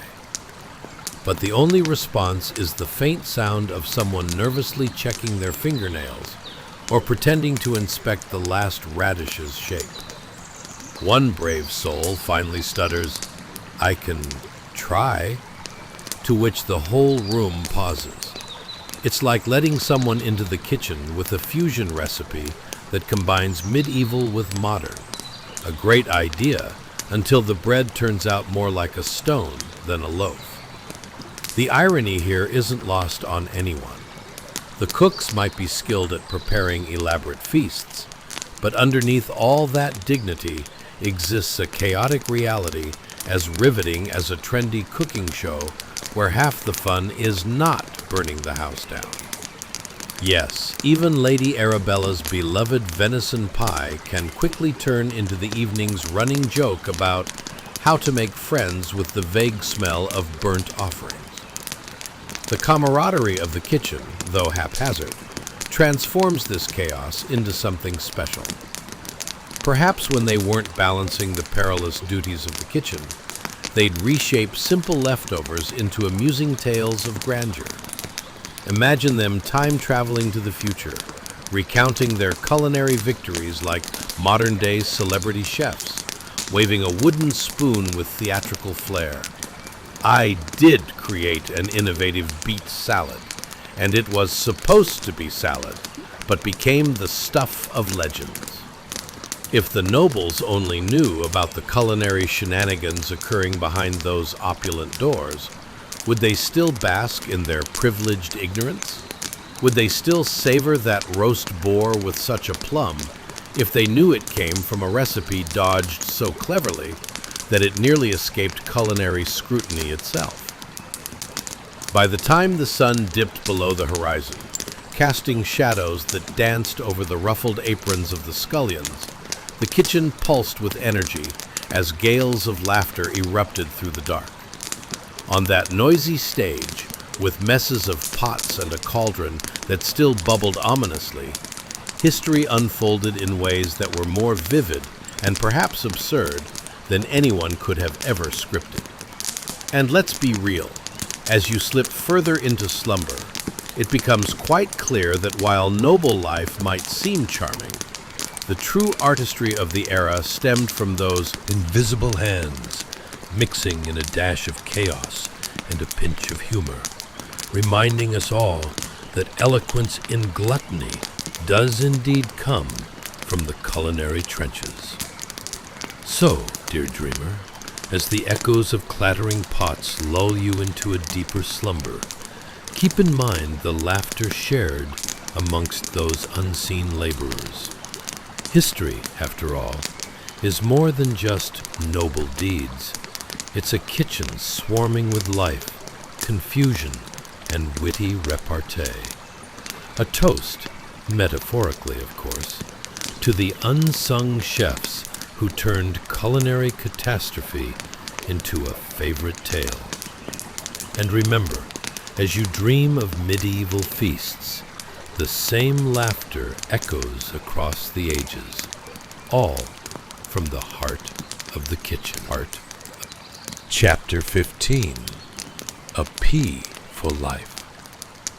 Hey guys, welcome back to another cozy jaunt through the wonderfully wacky world of medieval existence. Tonight, we're diving into the life of a humble servant. And guess what? It's more chaotic than your family's Thanksgiving dinner. Yes, as you settle in with your warm blankets and cozy pajamas, prepare for a journey that's rougher than the bread served to peasants. Trust me, it's appealing in an I can't believe it kind of way. Now, before we run headlong into a medieval kitchen showdown, a gentle reminder: if you're enjoying this peculiar blend of history and humor, maybe take a moment to like, subscribe, and leave a comment. Only if you actually enjoy this, of course. No pressure, you're not being chased by an angry chef with a wooden spoon. Yet. So, let's get comfortable.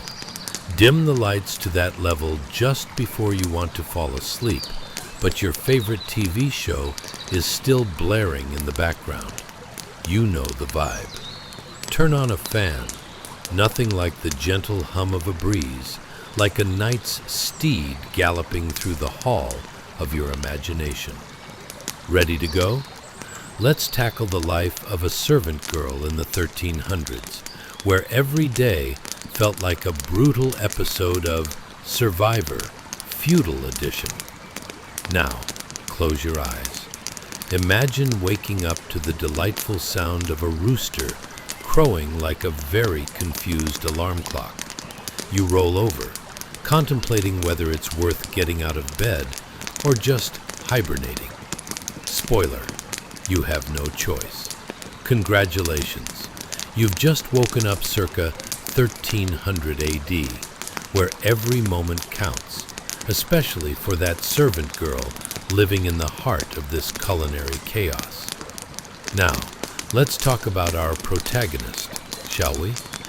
Picture a young servant girl, her hair tucked into a kerchief, lurking slyly behind a very wooden kitchen door. She's not just hiding for fun. This is a trying desperately not to be seen while consuming raw peas situation. Mouth full, She snatches one more handful before anyone notices she's being suspiciously secretive. Who doesn't want a snack while dodging doom from an angry cook? What's for breakfast, you ask? Oh, just a delightful medley of coarse bread and thin, tasteless porridge that looks suspiciously like gray mush. Is that an avant-garde interpretation of culinary creativity?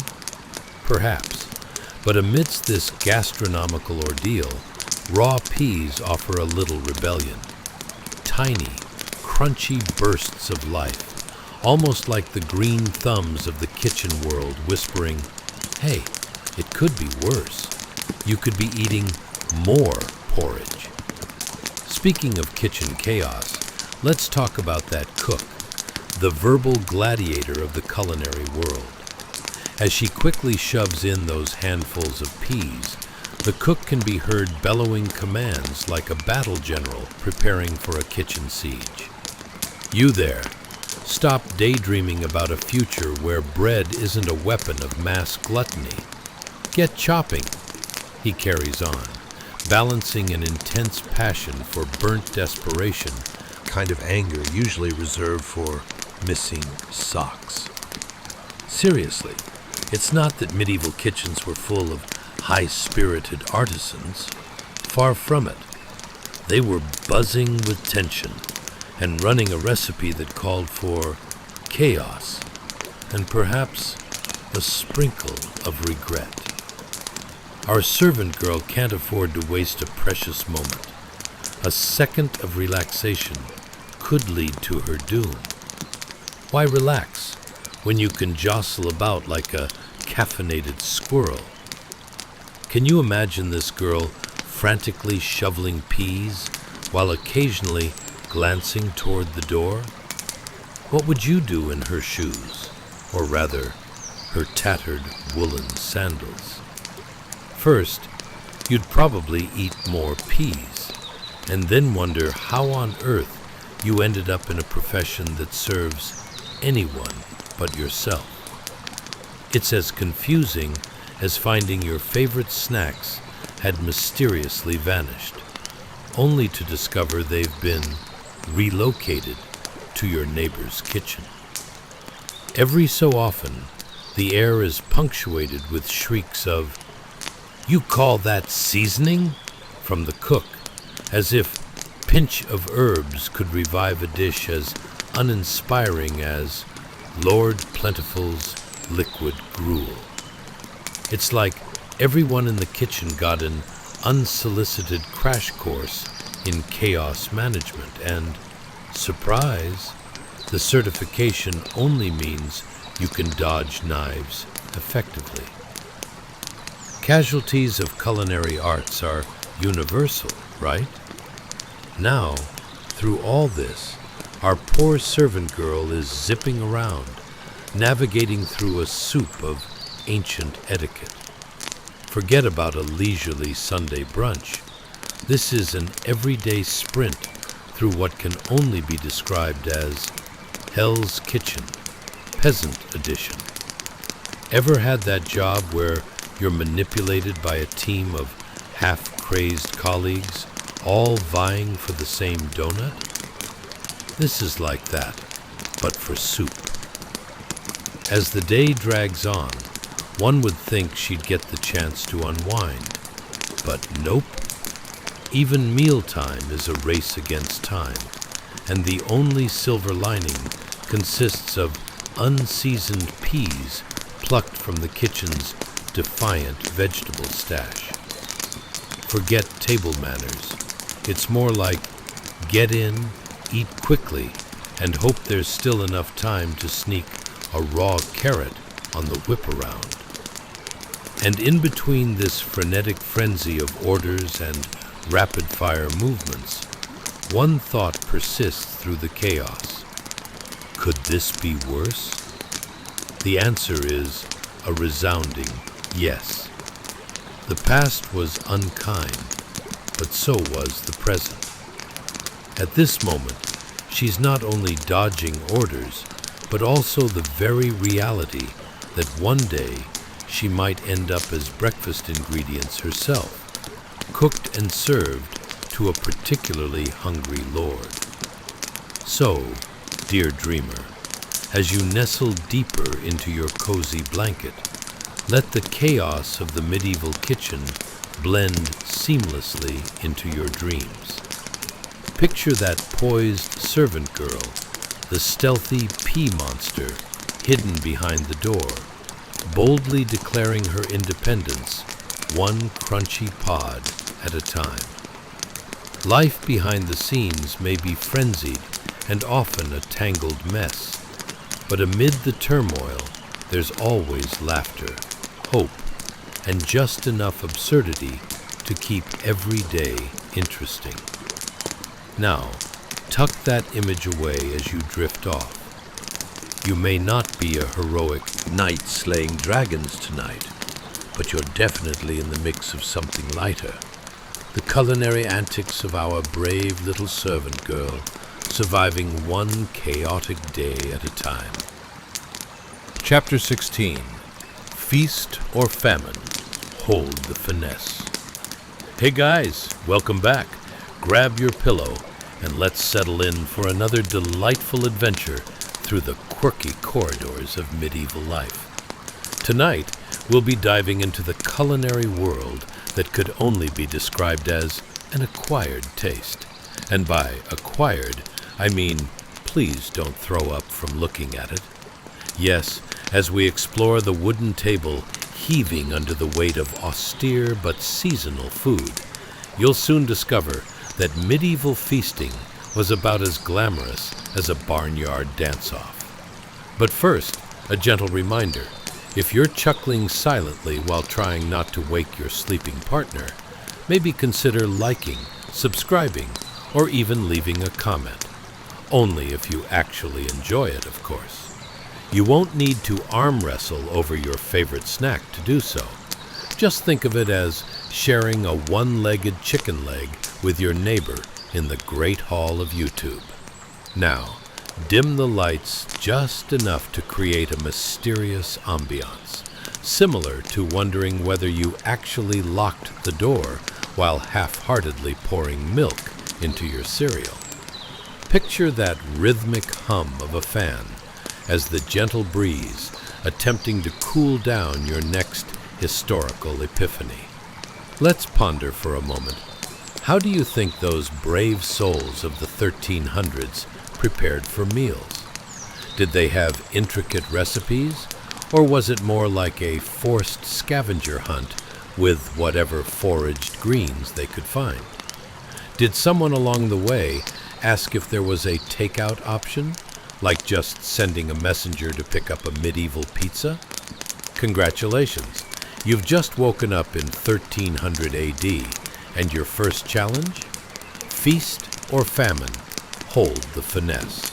You find yourself at an imposing wooden table, adorned bumpily with rustic charm and a faint scent of, well, let's just say it's a subtle blend of aspiration and desperation.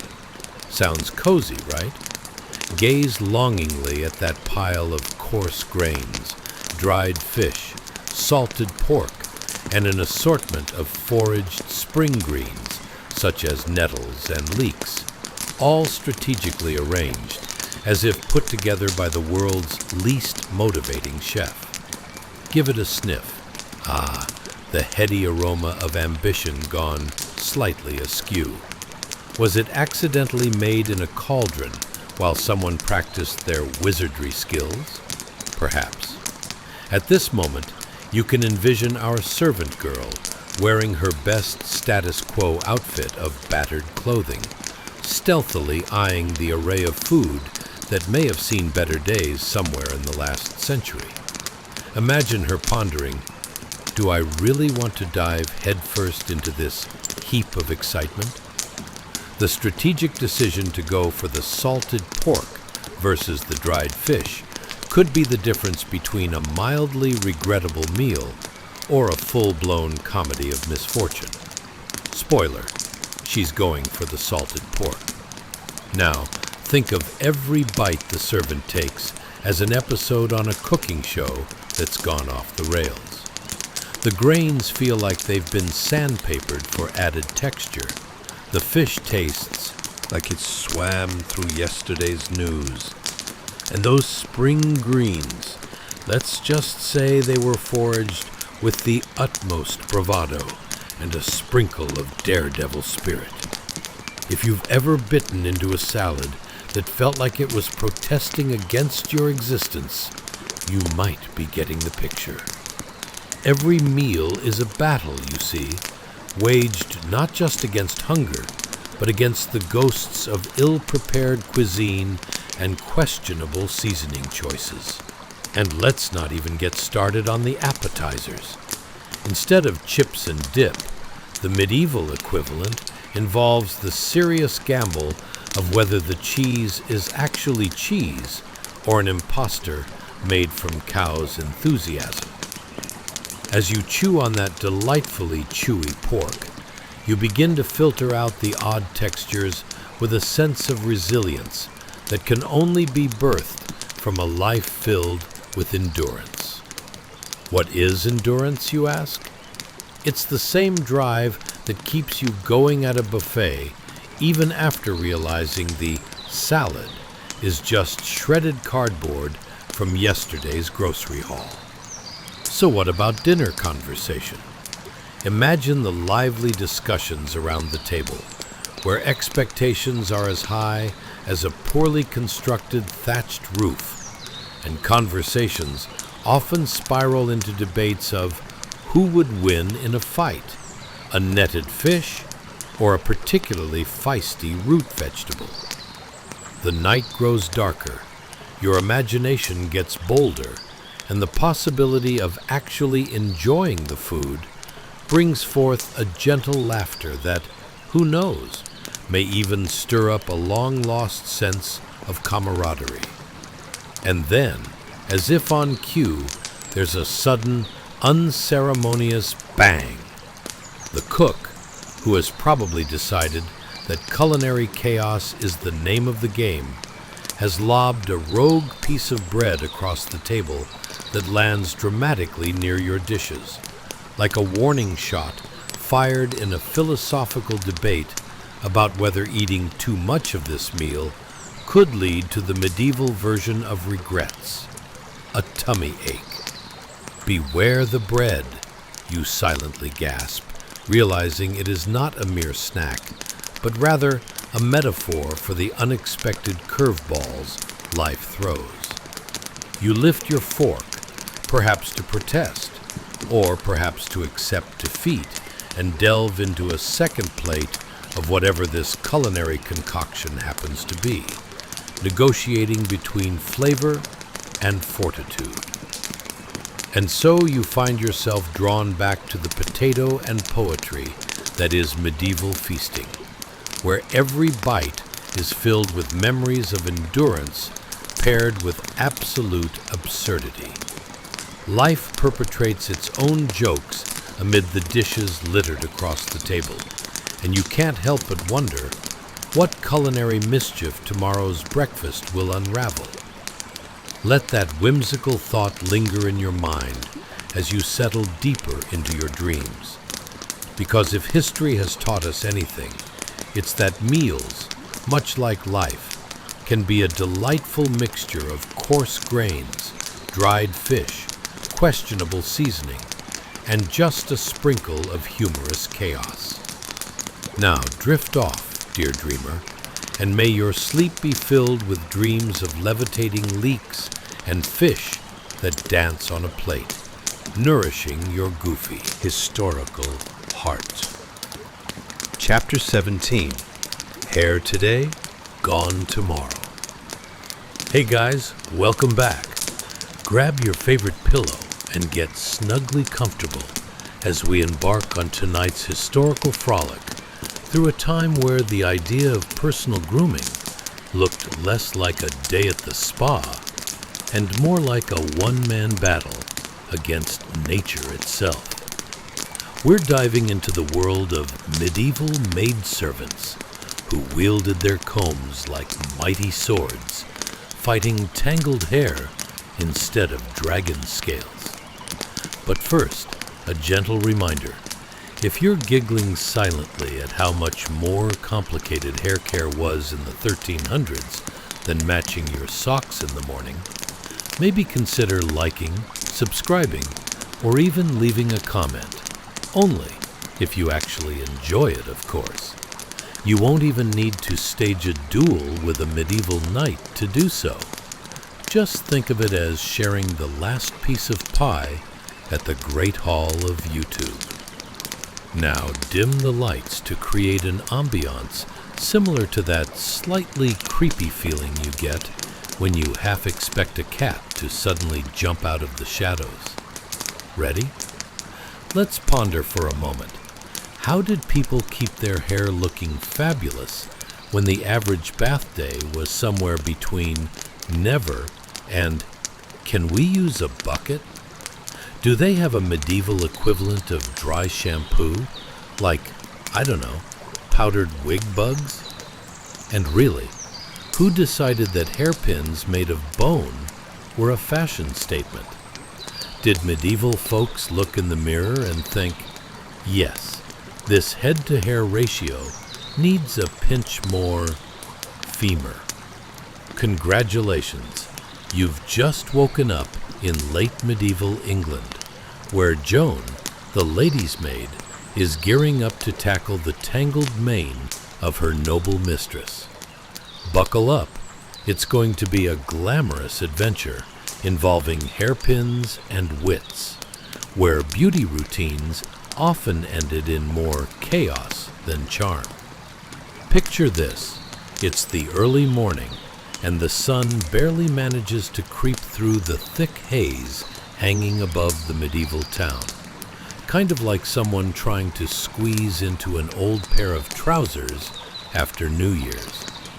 You can hear the fortress-like echo of brass bells calling the townsfolk awake, while birds chirp a disapproving symphony at the untidy state of life. Here's Joan, standing ardently in front of her mistress, wielding a polished boxwood comb like it's Excalibur.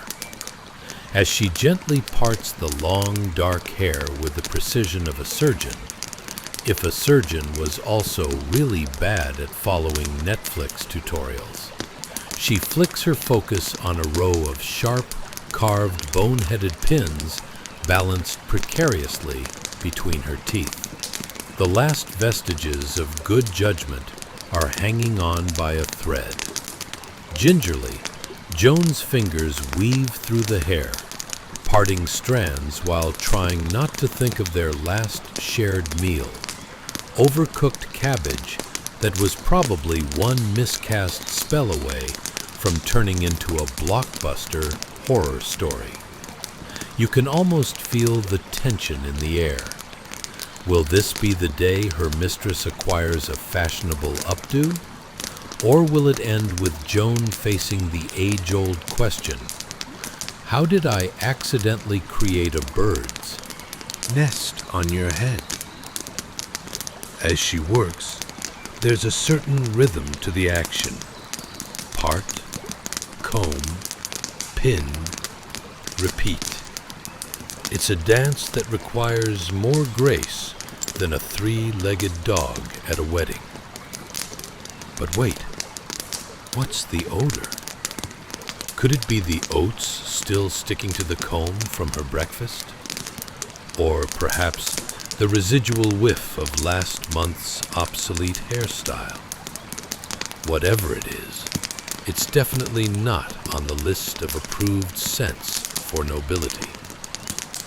Joan continues, her mind wandering, as every good maid's does, to thoughts of the gossip brewing in the village.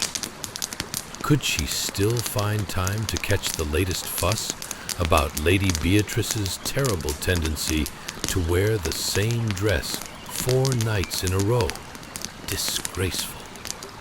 Thoughts race between her fingers and the strands of hair. She could practically hear the whispers of the townsfolk. I'd rather be tossed into a vat of boiling soup than sport an outdated hairdo. And then, oh no, the delicate, meticulously placed hairpin slips from its precarious position, clattering to the floor with a sound more tragic than the ending of a much-loved bard's tale. It rolls away, gleefully taunting her as it skitters off toward the fireplace, a metaphorical reminder of her daily risks. Would her mistress explode like a shaken soda can if her updo failed? Only time will tell. As Joan lunges for the offending pin, like a cat pouncing on a wayward thread, she's struck by a sudden thought. What if she could create a trend? Why not, she muses, make every bird's nest an unclear sign of sophistication? Perhaps she could convince her fellow maidservants that a scruffy hairstyle was the latest noble fashion. Who would be brave enough to sporting something other than sleek decorum? The absurdity of it all sends a chuckle escaping her lips, and she glances up nervously, hoping her lady doesn't mistake it for folly. After finally securing the last pin, more like a seasoned warrior than a harried servant girl, Joan steps back with a smirk of self-approval. Behold, your hair is the epitome of elegance, she proclaims, her voice dripping with mock grandeur, as if announcing the arrival of a royal procession. However, it's hard to overlook the faint odor of a goat lingering in the air, courtesy of yesterday's hay delivery that probably dripped remnants into the noble wardrobe. Perhaps today's fashion isn't everyone's cup of ale after all. And thus, the curtain drops on another hair-raising day in the life of a medieval maidservant, where chaos and beauty collide like two reluctant dance partners. You can't make this up, can you? Drift off now, dear dreamer, and let your slumber be filled with aspirations of glorious locks, hairpins that never misbehave, and a world where cabbage doesn't haunt you in your dreams. Chapter 18. The Royal Gossip Mill. Hey guys, welcome back. Tonight we find ourselves meandering through conversations that are more tangled than a knight's battle with a particularly frisky frog. That's right, we're diving into a realm where courtly gossip flows smoother than that vintage mead you probably enjoyed far too much at the last holiday feast. Imagine for a moment the delicate balance of power achieved through every dramatic pause and breathy sigh. It's all about maintaining an aura of refined chaos amidst a whirlwind of nobles ready to roast each other over the slightest of fashion faux pas. I'm talking about a melodrama that would put our modern reality shows to shame. So grab your favorite pillow, snuggle deep into your blankets, and prepare for a royal romp through the whispering winds of medieval life. But before we cartwheel into the past, a gentle reminder. If you happen to find yourself chuckling or nodding along, consider giving us a like, subscribing, or even leaving a comment. Only if this little escapade tickles your fancy, of course. After all, sharing this awesome treasure trove of hilarity is like sneaking an extra piece of cake from the banquet table. Wonderfully delightful and sneaky fun. Now, as you dim the lights and make yourself comfortable, think cozy blanket forts rather than overly fancy ballrooms. Let's ponder the following questions. How many layers of fabric does it take before you can't possibly move? What would happen if you wore the same outfit 2 days in a row at court? Would your gossip-loving friends form a support group, or would it be more of an intervention? And why, oh why, did medieval nobles consider hats as outrageous as a car horn in a library? Congratulations! You've just woken up in 1300 AD, a time when fashion choices were dictated by an intricate web of scandal, rivalry, and enough hair products to last the swamp monster a millennium. Let's talk about the art of eavesdropping, because in noble circles, if you're not listening to the tea spilling, you might as well be napping in a haystack. The sun still drizzles light across the hastily adorned walls of a noble's solar, the sitting area where nobility pretends to care about political alliances while maintaining a keen interest in Lady Marjorie's unfortunate decision to wear that dress made of moth-eaten tapestry during last night's feast. Between the clinks of goblets and the shuffling of extravagant gowns, your eyes are drawn to Joan, the lady's maid, who possesses a remarkable talent for keeping her face neutral as her mistress launches into a poetic vignette about a landslide scandal involving Count Reginald and a rather poorly timed supper in the company of 3 suspiciously charming goats.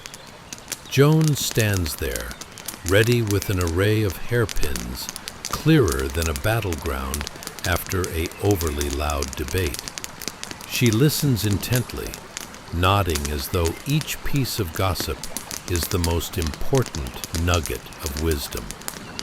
Since someone decided to invent powdered wigs, her face is a perfect mask of agreement, reflecting every glance, pause, and sigh with the skill of a seasoned performer. One might say she's the very Marie Kondo of emotions, retaining only the feelings that spark joy, or at the very least, decent chances of not being brutally chastised. As you take all of this in, you can almost hear the whispers of scandal thickening the air around you. "Did you hear?"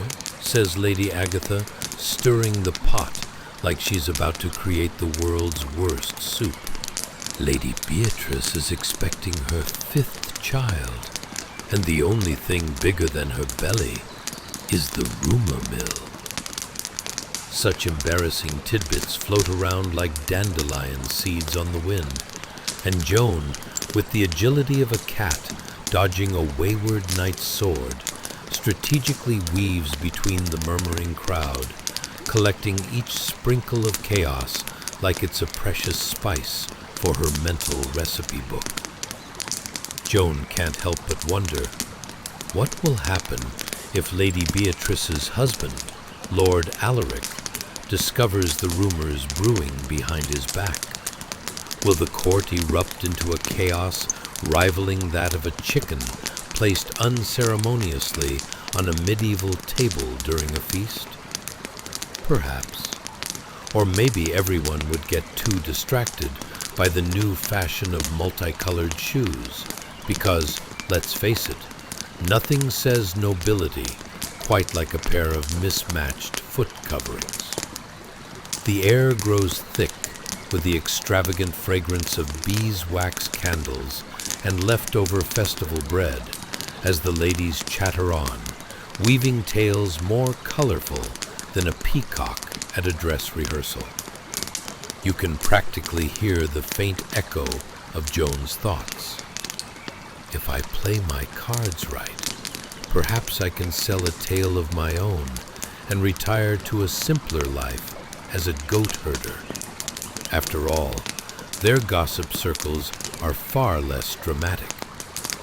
All this while, the lady's hair wonderfully defies gravity and reality, a perfect testament to the hours spent in this chaotic orchestra of identity, ambition, and just a sprinkle of ridiculously bad decisions. Joan chuckles silently to herself. If only I could convince everyone that my admittedly questionable pin placement is a new artistic trend.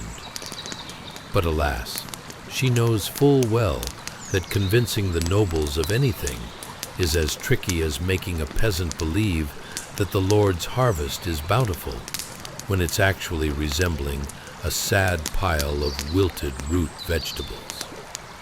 As the echo of laughter and gossip blurs into the distance, you realize that Joan may just be keepsaking the innermost secrets of the noble class, while managing to delicately dodge the falling anvil of someone else's bad decision-making. That's her role, part hairstylist, part therapist, and all-around expert on the intricacies of social balance. So there you have it, a mysterious landscape of feathered hats, sprawling gowns, and side-eye glances worthy of a noble soap opera. Isn't history just the grandest comedy? Who needs a pot of gold when you've got a stack of juicy scandals and the ever-present danger of a misplaced hairpin? The absurdity never fails to amuse. Drift off now, dear comet of dreams, and let your slumber lead you down a winding path through the intrigues of noble flatulence and the misadventures of tangled tresses. Chapter 19, The Art of Flinching. Hey guys, welcome back. Tonight, we're venturing into a realm that's not just mildly interesting, but also hotter than a blacksmith's forge in July. Yes, we're getting up close and personal with the invisible labor that fueled the majestic lifestyle of medieval nobility. Think of it as the behind-the-scenes of a grand theatrical performance, where the stagehands are working their tails off, and the leading actors are far too busy tightening their lace collars. Now, if you've ever wondered what life might look like for the unsung heroes of the medieval kitchen, those brave souls who dealt with sputtering fire pits and the wrath of a hangry lord, tonight's your lucky night. And hey, while you're lounging comfortably in your cozy bed, let's ponder these deep questions. How does one properly communicate, "I'm trying my best," when you're a 13-year-old boy with a blistered hand? What did kitchen hierarchies look like? Was it more cutthroat than the latest episode of your favorite cooking show? And why, oh why, is a rogue meat spit the medieval equivalent of a sketchy Wi-Fi connection? So, congratulations. You've just woken up in 1300 AD, right where the rib roasting action is taking place. Picture this, a bustling kitchen where every movement could end in catastrophe, or dinner, depending on your sense of humor. As the salty aroma of roasted meat wafts through the air, you can see a young boy, no older than 13, bravely managing the turnspit. His blistered, soot-covered hands resemble something that would terrify your local medical practitioner. With every turn of the spit, you can almost hear the metallic groan as it fights against the smoldering fire beneath. It's a job that requires equal parts finesse and sheer luck, like trying to sweep the kitchen floor with an active broomstick. In this chaotic little realm, the kitchen is both a sanctuary and a ticking time bomb of culinary disaster. Fires crackle and pop like a medieval pop concert. The smell of meat simmers in a fuggy embrace, clinging to everyone within a 10-foot radius like an awkward first date. Every time the young boy glances nervously over his shoulder, he fears the Kitchener's inevitable wrath, a storm brewing with more fervor than a magician's assistant escaping from handcuffs. You can practically hear the Kitchener's voice growling behind him, like an agitated hound guarding its cave.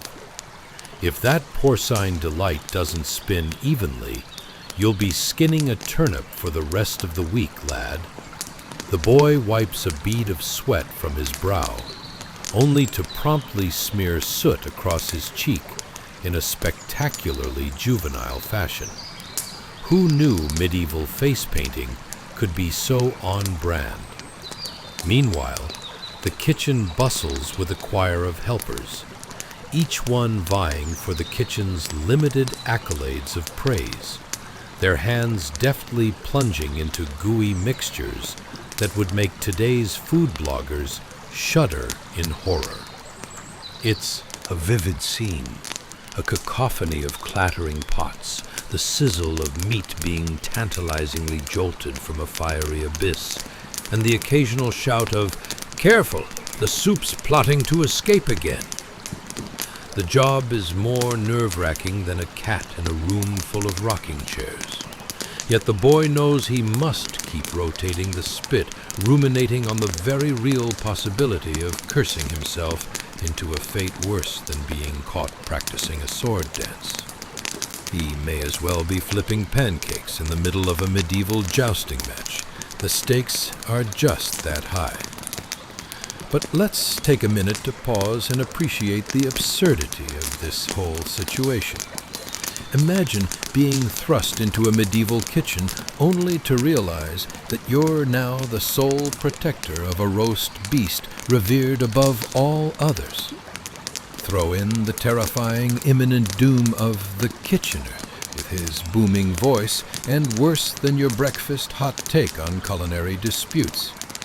Honestly, it's the equivalent of being responsible for the Wi-Fi connection during a family Zoom call, and you know you have to keep it going no matter what. As the meat twirls, perhaps unevenly, but so does life, the boy begins to entertain the thought of replacing his spatula with a laser pointer. Who wouldn't want to spice up cooking like it's an episode of Nailed It?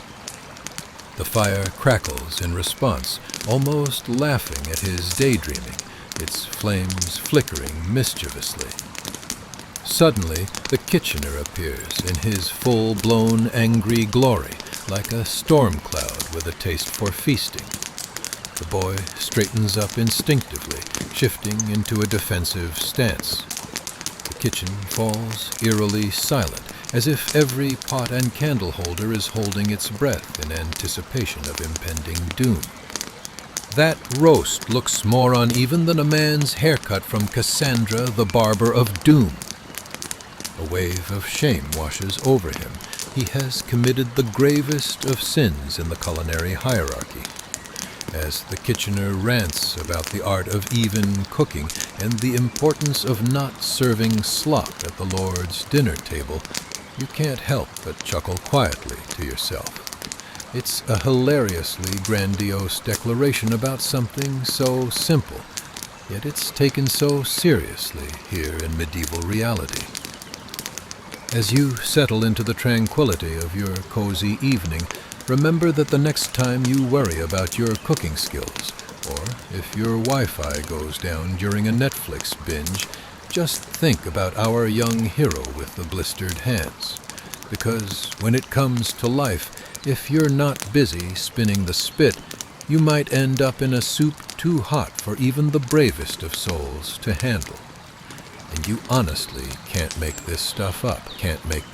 Chapter 20, The Tally of Tedium. Hey guys, welcome back. Tonight we're jumping into the largest game of Tetris you've ever seen. Only the pieces are barrels, and they're filled with barley, beans, and perhaps a few rogue rats. You know, for flavor. We're about to explore the fascinating world of the Kitchener and his storeroom, a veritable treasure trove of edible necessities.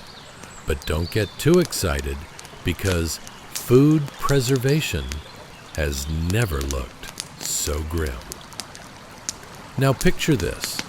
You're standing in a dimly lit storeroom in 1300 AD, surrounded by the unmistakable scent of, well, could be barley, could be last week's mystery stew. It's a culinary game of Russian roulette, and you've just volunteered to spin the barrel. Decide wisely, my friends. Does that barrel look like it's been to the Great Grain Festival?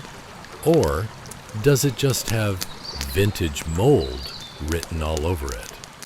Imagine also having to explain the concept of a food budget to a fellow kitchener. Sorry, my lord, but alas, we've run out of salt, and instead only have an abundant supply of dusty dreams. Would you like me to sprinkle some hope on your porridge instead? As you shake your head, chuckle softly at the absurdity, and get cozy under those thick blankets, let's dive into what management looks like when you're tasked with the most riveting job of the medieval kitchen: tracking rations with your trusty tally stick. Yes, the tally stick, which sounds like some form of medieval sports equipment, but in reality is just a wooden rod where marks are scratched to denote the quantity of food you've got left. It's about as thrilling as second-hand wool. You see, our serious kitchener, a man whose brow is more furrowed than a farmer's field after an unexpected drought, standing vigil over the dwindling supply of food. With his tally stick in hand, he resembles an ancient accountant desperately trying to balance the books while simultaneously preventing impending famine. It's like watching someone try to maintain a box of kittens, but instead of adorable fluff balls, it's a pile of barley and beans that seem to be plotting a revolt.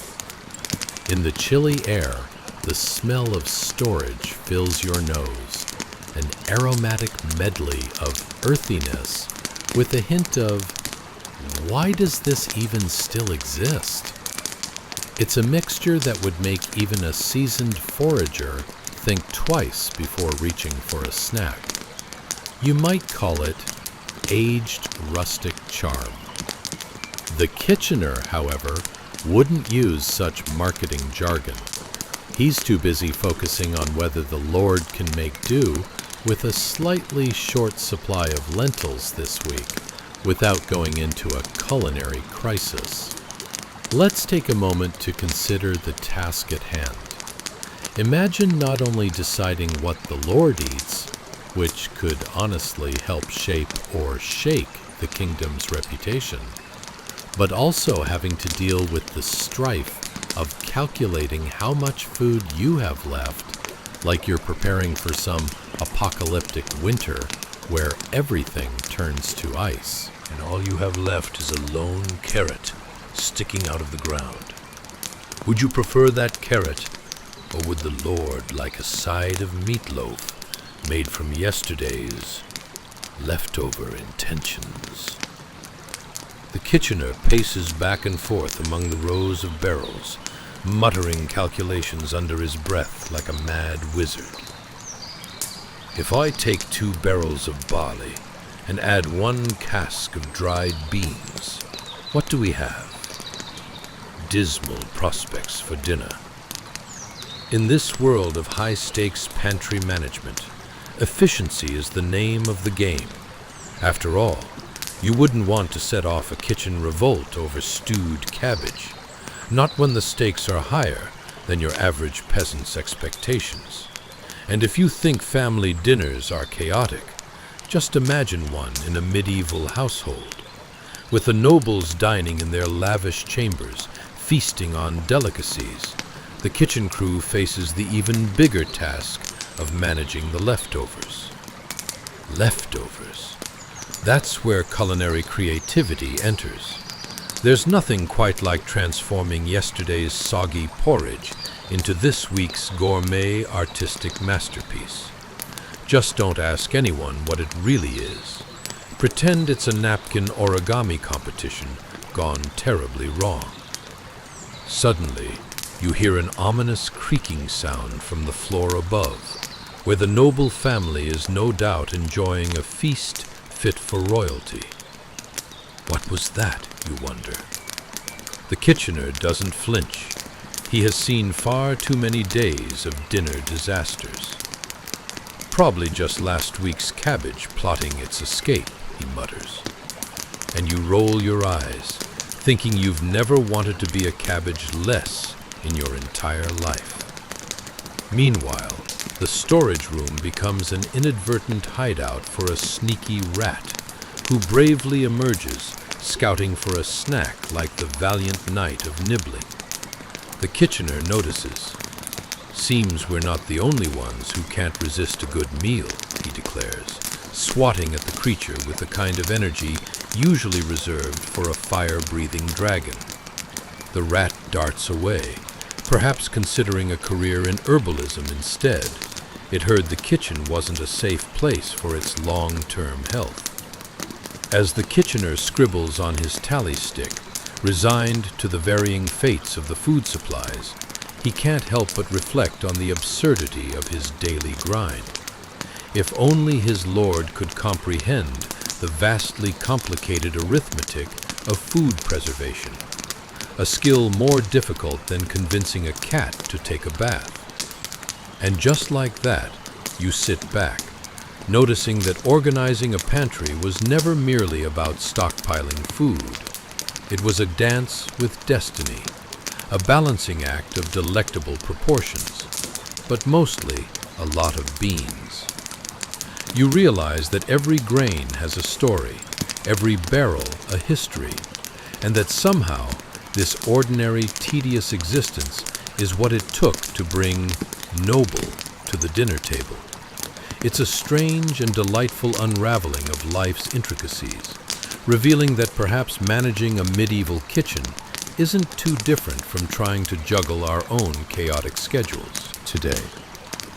So the next time your refrigerator starts looking like it's been raided by a band of warlords, remember our Kitchener friend, surrounded by dwindling food supplies and rodents plotting against him, yet somehow still finding humor in the simple but vital task of keeping hunger at bay. Because you know, you can't make this stuff up. Chapter 21. The Crusty Culinary Conspiracy. Hey guys, welcome back. Tonight, we're about to embark on a culinary adventure that's only slightly less chaotic than trying to get your kids to clean their rooms after an afternoon snack explosion.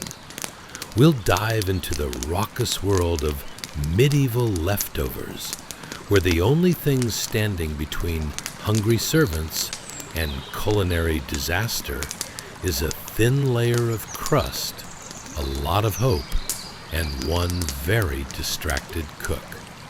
So go ahead, dim those lights a bit, grab that cozy blanket you swear you'll actually wash someday, and settle into a comfy position. But before you drift off into your dreams of gravy-laden feasts, let's ask ourselves, what was life really like for those poor servants who had to scrounge for scraps after the noble family had their fill? Did they really think hoping for today's moldy bread to turn into tomorrow's fine dining was a viable strategy? And let's be real, have you ever tasted bread so stale it could double as a doorstop? Congratulations! You've just woken up in the year 1300 AD, in a kitchen bustling with activity. and you've already missed breakfast. The aroma of last night's meat pie lingers in the air, only to be accompanied by the smell of something distinctly questionable. Perhaps you notice the sound of a copper pan getting scraped, like a desperate musician searching for a final note in a terribly out-of-tune ballad. Welcome to the underbelly of noble dining. Imagine yourself amidst a small group of weary servants, faces smeared with flour and evidence of last night's frying calamity. You're clutching a rather unimpressive wooden spoon, half-heartedly attempting to scavenge what little remains consists mostly of soggy crusts and the faint memory of meat. Some might call it leftovers. You, on the other hand, term it culinary optimism. The noble family might have feasted like kings, but here, in the servants' quarters, it's more like the royal rummage sale. So there you are, silently praying that the cook is too busy polishing a well-seasoned frying pan to notice that one adventurous girl in the corner. She's eyeing a small crust of bread, the last vestige of the meat pie from a meal that probably got more attention than her entire existence. Why, you might wonder, does she need the crust? Surely it couldn't be as delicious as a fresh pastry from the nearby marketplace. Except, oops, it's not like she has a choice. The marketplace is more of a distant fantasy than a feasible midday excursion, since she can't exactly clock out for a donut run while buried under piles of vegetable peelings. As she swipes that crust with the grace of a pickpocket, you can't help but think how relatable her stealthy escapade is. We all have those moments at home, right? Sneaking snacks from your spouse's hidden stash, or raiding the last of the secret chocolate bar you thought you had hidden away. If only the cook could pretend not to. Notice, perhaps she could leave the room for a second, allowing for that glorious moment of glorious bread bliss. Alas, hope tends to dwindle like melted butter on warm bread, a fleeting happiness. Suddenly a loud clang echoes through the kitchen. It's the cook, booming like an ominous thundercloud, declaring, "If anyone lays a hand on the pie, you'll be on potato peeling duty until your fingers shrink." The girl freezes, half-chewed crust almost falling from her mouth as she contemplates her life choices. Is that really a threat, she thinks? I'd rather face an angry boar at the market than peel potatoes endlessly. You start to imagine how cook-like figures might react to modern kitchen disasters. Oh, you burnt the dinner? That's it. You're barred from using the microwave for the next century. It gets a bit absurd, doesn't it? But the kitchen hierarchy runs incredibly deep, much like the layers of flavor in a stew that's been simmering for days. Meanwhile, the rest of the kitchen staff fumbles about like a troupe of acrobats who've dramatically overstated their abilities. Nobody agrees on who spilled the last jug of rancid oil, a true medieval whodunit. The clinking of pots and pans resonates eerily, creating an auditory backdrop that feels like an old bard's tale gone awry. Through the chaos, the girl stares longingly at the copper pan, now a battlefield, glistening in the flickering candlelight. There, in the depth of its golden surface, lies the last morsel that could salvage her dignity. But the shadows of her fellow workers loom large. It's a classic tug of war between the desire for sustenance and the risk of sneezing on the cook's prized storage of dust bunnies and dry beans, a consequence that could spawn lifelong enmity. As you soak in this chaotic kitchen life, you realize, amidst the laughter and the tension, there's something undeniably human about cherishing those last remnants of a feast. This is not just about eating. It's a fleeting moment, an art form passed down through history. With a single crust of bread, a simple servant's heart defies the odds of hierarchy and culinary chaos.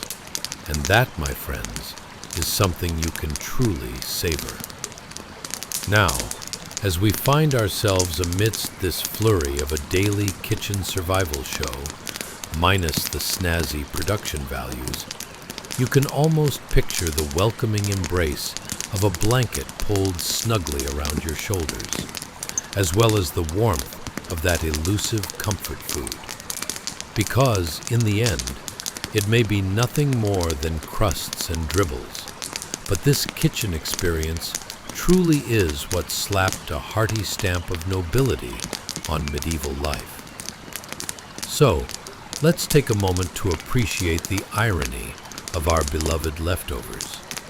Maybe your refrigerator doesn't come with a crescent moon's worth of dust, or an active rack population contemplating job offers, but it does invite those nostalgic moments each time you reach for a palatable relic. Even if You're just hoping against hope that today's culinary gamble pays off. Chapter 22, Beneath the Elder Tree. Hey guys, welcome back. Tonight, we're stepping into a world so thrillingly grim that even your most exhausting Monday might seem like a summer picnic.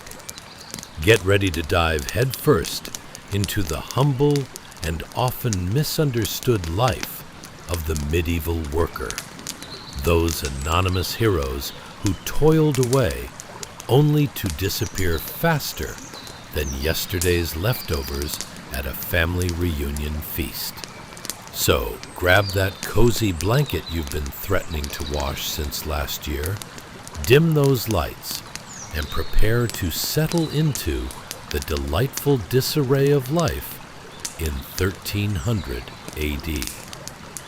Ever wondered what it felt like to dig in the dirt with your bare hands, all while dodging the whispered prayers of the various insects, hoping you don't disturb their afternoon? Can you fathom the sheer joy of burials where weather wasn't just an inconvenience, but a character? I mean, what if your Auntie Geraldine's cousin Ed buried you in the wrong patch of muddy earth out by the elder tree? Could you cling to life long enough to haunt them for eternity? Congratulations! You've just woken up in 1300 AD in the shadow of a massive elder tree, where we find ourselves at a simple burial scene, tenderly poignant, yet slightly absurd. Imagine it, a gathering of familiar faces, all wearing expressions that suggest a mix of grief and how did we end up here? As the sun begins to set, the sky blushes with colors that could outshine any nobleman's fancy tunic, while a gentle breeze carries a bittersweet harmony between nature and our inevitable fate. Here you are, standing at the grave of someone who's shuffled off their mortal coil after years of feeling the weight of the world, or at least the weight of a particularly large potato. You begin to ponder the significance of this odd, sacred ritual, where hands, rough and calloused from years of labor, lower the body into the earth with the finesse of a toddler at their first birthday party, runaway cake included. Oh, but wait, what's that sound? Is it the distant droning of an oblivious cow? Or perhaps the neighbor's toddler who has decided that now is the perfect time to demonstrate their interpretive dance for the moment. Either way, the solemnity of this affair is matched only by a cacophony of life's absurdities. It's as if the universe itself has decided that, even in death, laughter will not be left behind. A crooked wooden cross is hurriedly fashioned, standing as a monument to this whole mess, marking the grave like a particularly ambitious toothpick, telling the world, I hold all the secrets of last year's harvest. What heartfelt stories will be whispered around this peculiar patch of earth? Perhaps tales of how our dearly departed can no longer be blamed for the missing turnip, or the curious case of the mysteriously vanished cheese. As the murmuring crowd gathers, they circle closer, like crows around an unexpected corn feast. Here, amidst the solemnity, we witness something rather Curious, the way they share stories. But it's not just any stories. It's the good old-fashioned gossip that spins into folklore. Oh, do you remember the time he tried to tame that wild goat? Someone chuckles, which leads to another about how he lost a foot race with an old lady pushing a cart of cabbages. Cabbages, mind you.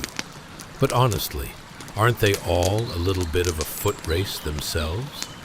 You can't help but notice how these gatherings feel like the medieval equivalent of scrolling through your social media feed, where everyone seems to be a star in their own bizarre sitcom, desperate to maintain the illusion of normalcy while juggling their everyday calamities. Truth be told, if someone were to film this event, it could be a hit series. Gravediggers Gone Wild, The Afterlife Chronicles. Who wouldn't binge watch that? You begin to wonder if somewhere in the distant future, people will take their loved ones to the supermarket to symbolize their final resting place. Or perhaps it'll all just come down to which grave has the best view over the hills. I don't care if you're 6 feet under.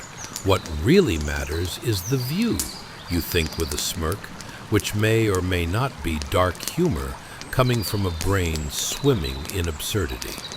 After they lower the body into the ground, the camaraderie shifts to what can only be described as a medieval post-funeral picnic. Just behind the crowd, someone pulls out a loaf of bread, as if to say, well, since we're all here, who's ready for cheese and regrettable decisions? Give it a few hours, and you might just catch a hunt for a few wayward cactus fruits if the crowd gets too daring. Yet, amidst the laughter and shared memories, you feel the weight of the world pressing down, a reminder that life, in all its absurdity, keeps rolling forward. After all, these hard-bitten souls encapsulate an essence of existence that echoes through time. They embroider their stories with laughter and resilience, finding joy even in the heart of sorrow. So, as you drift off to sleep amidst the chatter of the afterlife, perhaps ask yourself, when you shuffle off this mortal coil, Will your loved ones parade around sharing tales of your epic potato fiascos? Or are you more of a left the cat in the microwave sort of legend? Either way, rest easy. The stories don't end here. They've only just begun. Chapter 23. The Legacy of Weathered Hands. Hey guys, welcome back. Tonight, we're peeling back the layers of history to discover the fascinatingly unglamorous role of the medieval worker, the unsung champions of yesteryear who made life in 1300 AD possible, even if they were more likely to get a splinter than a pay raise. Get ready to dive into a world where achievements were often measured by the number of potatoes you could carry on your back while dodging the neighbor's goose with a vendetta. Now, imagine what it was like to wake up in a time when work from home meant just step outside and avoid that oddly aggressive rooster. You might question, what did their breakfast look like? Did they use lemon zest? Was coffee worth the treacherous trip to the market? Spoiler alert, no. So, grab that favorite blanket, the one with questionable stains that could tell stories of their own. Dim those lights, and let's meander into a world where labor was as noble as it was absurd. Congratulations! You've just woken up in 1300 AD, somewhere in the pastoral countryside, where the phrase, getting your hands dirty, wasn't just a euphemism, it was a necessity. Now, as you wander through the ramshackle landscape, your attention is drawn to the old, weathered hands that once helped mend a rough-hewn wooden fence lingering nearby. These hands, if they could talk, would share tales of childhood scrapes, the daily dramas of livestock, and the trials of dodging an angry hen. Take a moment to picture this old man with hands more wrinkled than a month-old apple, resting gently on that fence, contemplating the legacy he'll leave behind. Now let's pause and appreciate what it took for this noble man, not the kind wearing a shiny suit of armor, mind you, but rather a man in tattered clothing with the earthy aroma of sweat, prayer, and perhaps the remnants of yesterday's gruel. This is what laid the groundwork for the medieval lifestyle. He wasn't just fixing fences, he was crafting dreams, or at least preventing them from wandering too far into the neighbor's garden. You see, every knot tied in that fence carried whispers of dedication, or possibly just the wish to keep sheep from staging regular escape attempts. Let's consider the daily grind of our medieval friend who would rise before the sun, a time when roosters were more reliable than any alarm clock. "Rise and shine," they'd chortle, while simultaneously doubting the wisdom of the last pint of ale. Days were filled with toil, thatching roofs, digging ditches, or performing laborious tasks that made modern-day gym memberships look like a light cardio session at the local park. Ever worn a straw hat while climbing a roof? Spoiler alert, it's like being a human scarecrow, minus the charming rural attire. And what sweetness lay in the simple act of prayer as he straddled the line between religion and practicality. Often, you could spot his hands fumbling through the soil as he muttered wishes for a bountiful harvest, which had about the same odds of coming true as winning the festival's pie-eating contest while being chased by a particularly peckish goat. Oh, but the joys didn't end there. After hours of back-breaking work, one would indulge in a lofty dinner, potentially consisting of last week's turnip stew that was still trying to escape its ancient clay pot. It's like modern cuisine's hipster fixation, taking leftovers and calling them artisan, while simultaneously praying they wouldn't grow legs and run away. As dusk would settle like an uninvited guest at a family reunion, it provided our friendly laborer an opportunity to reflect on his day, greeting the moon like an old friend who needed more soap. He would inspect his handiwork, pride swelling as he admired a fence that, coincidentally, was mostly still upright. Every creak from that fence echoed with the silent companionship of all the labor he had poured into it, much like listening to your knees crack as you stand up after binging a few too many medieval ales. Yet, despite the bruises, missing a few fingers, and endless tales of woe muttered under his breath, there existed a quiet dignity in this simplicity. It wasn't about securing riches or noble titles. It was about the knowledge that the world functioned through countless unseen hands, hands that prayed, patched thatch, and lent strength to the daily grind. Together, they spun the threads of history that would weave through generations, even if their names were as forgettable as last year's corn harvest. So, you might find yourself waking at odd hours of the night, questioning whether your ventilator is working properly, or if you've mysteriously ended up in a hayloft. Leave it to those weathered hands, calloused with experience, to remind you that while life may come with its own set of absurdities and discomforts, a bit of prayer and a steadfast heart can forge even the simplest fences into legacies more grand than some grandiose castle's courtyards. Tomorrow, you might just find yourself unconsciously creating your own legacy, perhaps mending a fence or inspiring laughter in the most unexpected of situations. The tales you carry, just like those weathered hands, have the potential to ripple through time, far beyond your humble potato field. And who knows, in the grand tapestry of history, perhaps someone will write a whimsical sleep story about it one day, or at the very least, share it over an extraordinarily unenthusiastic bowl of turnip stew, Chapter 24, of windows, drafts, and uninvited spirits. Hey guys, welcome back.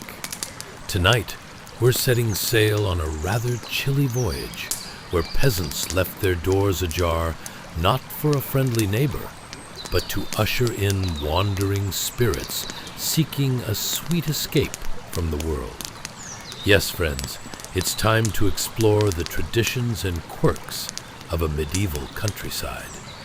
Spoiler, it's colder than your ex's heart after you turn down their recommended movies. So, before we dive into the fascinating cold abyss, I urge you to like, subscribe, and comment, but only if you actually enjoy this, because we only want to hear nice things from adventurers like you. Now, dim those lights, put on a fan. Not that we need to recreate a windstorm here, but, why not? And find your favorite blanket, preferably one that had a less than ideal life as a sheep's scarf. Have you ever wondered what traditional medieval sleepovers looked like? Did they have awkward pillow fights, or was that just a luxury reserved for nobles? Spoiler alert, they didn't even have pillows. Ever tried to nap with a sack of straw as your headrest? Or desperately wished you could access a local spa after a day of plowing fields while dodging the odd goose? What precisely did they do when faced with an excruciating frostbite? And when was the last time you were genuinely terrified by a draft? Congratulations! You've just woken up in a quaint little cottage in the year 1300. It's charming, if charming means frigid with a hint of despair, and your only company is a rather disgruntled goat trying to get cozy next to you. As the sun sets and the chill creeps in, you can practically taste the draft swirling around your face like a restless ghost with a penchant for prankish drafts. Now, as you awaken, let's contemplate the cozy little window standing valiantly against the evening's chill, surrounding you with sounds that include a cacophony of creaking wood, rustling straw, and perhaps the mild annoyance of a neighbor's cat thinking it owns the entire village. Ah, yes, that cold night breeze filtering through the leaded glass, if you can call it glass, more like an ambitious attempt at modernity that feels as welcoming as a surprise ice bath. The elderly woman sitting by the hearth, bless her heart, has just opened that leaded window, letting the cold march in like an unwanted guest who forgot to knock. It's village tradition, you see, to allow a passing soul to be carried skyward, whisking it away to a realm free from frostbitten toes and mediocre turnip stew. It's a comforting thought, really, especially when you realize you've only got a few rags between you and the chill of the night creeping in through all the tiny cracks.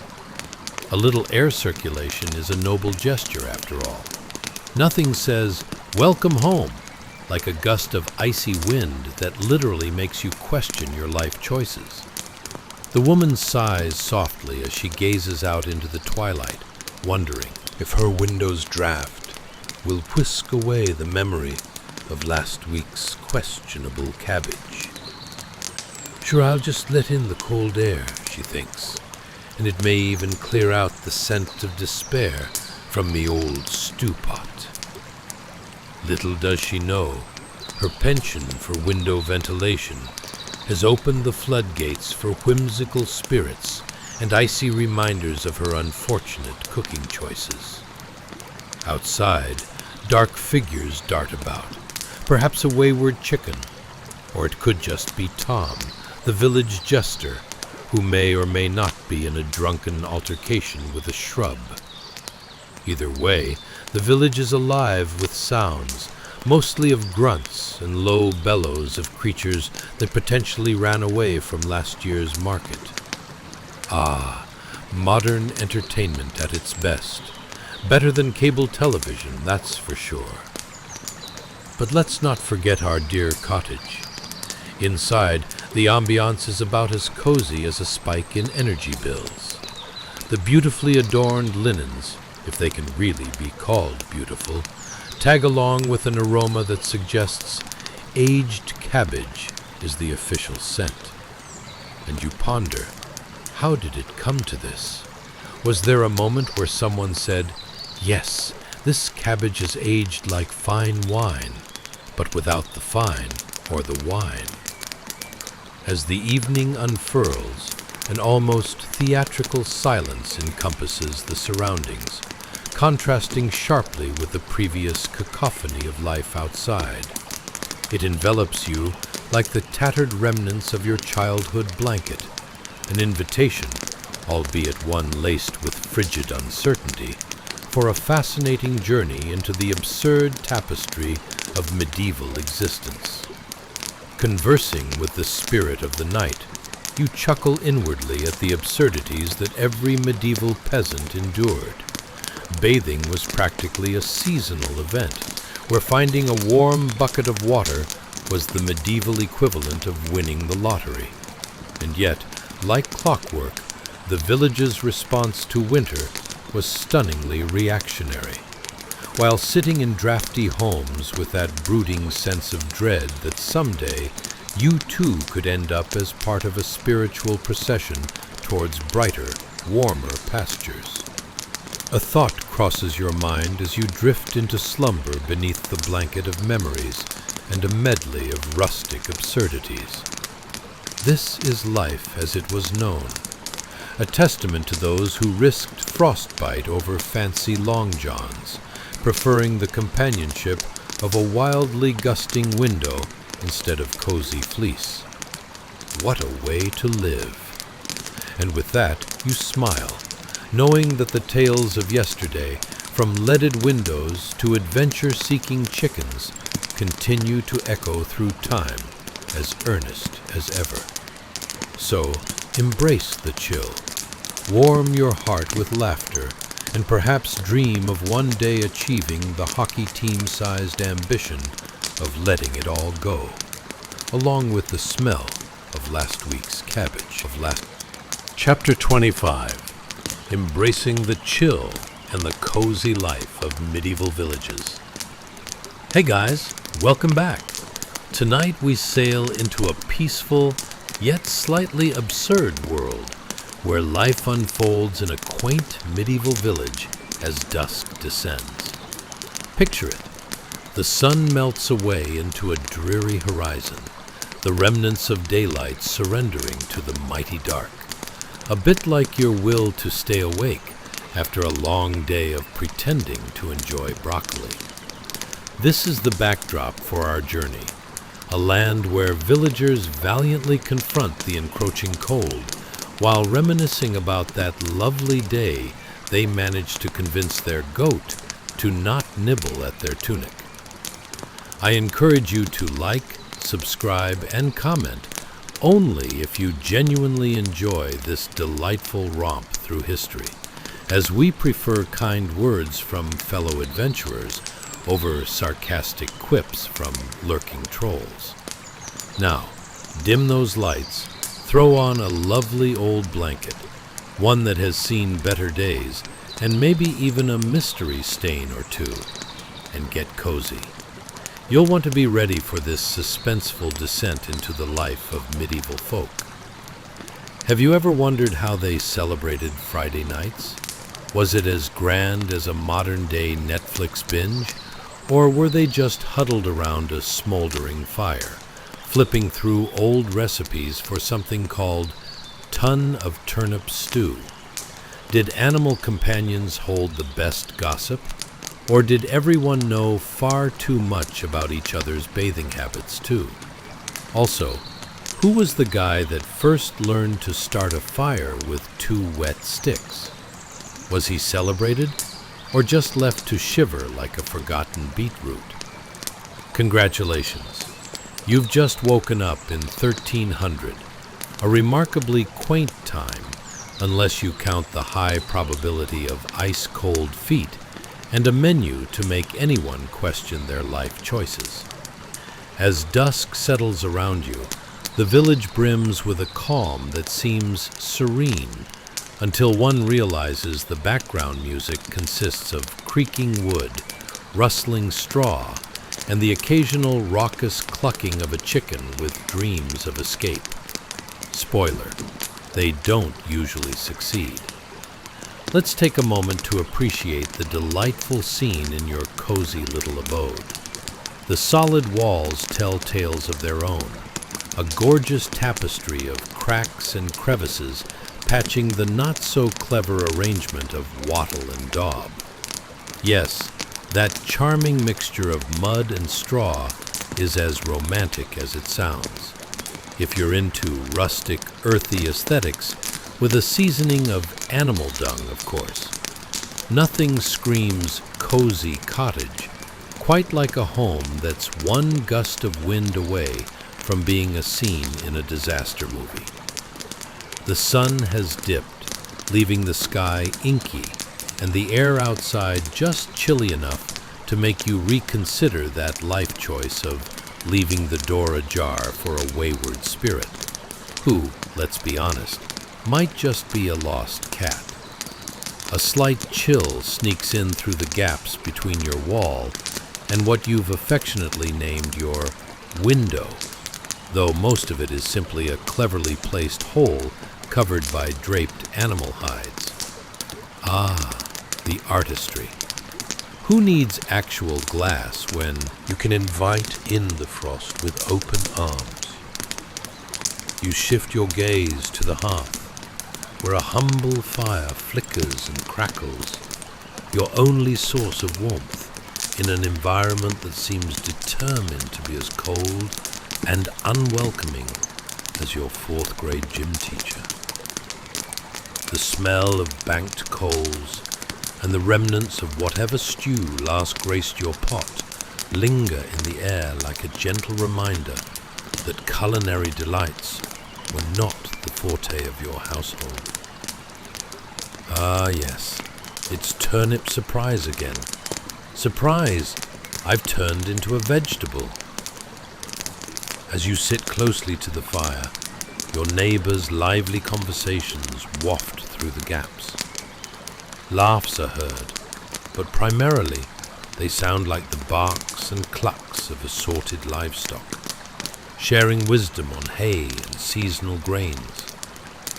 Ever wonder what your local gossip was like back then?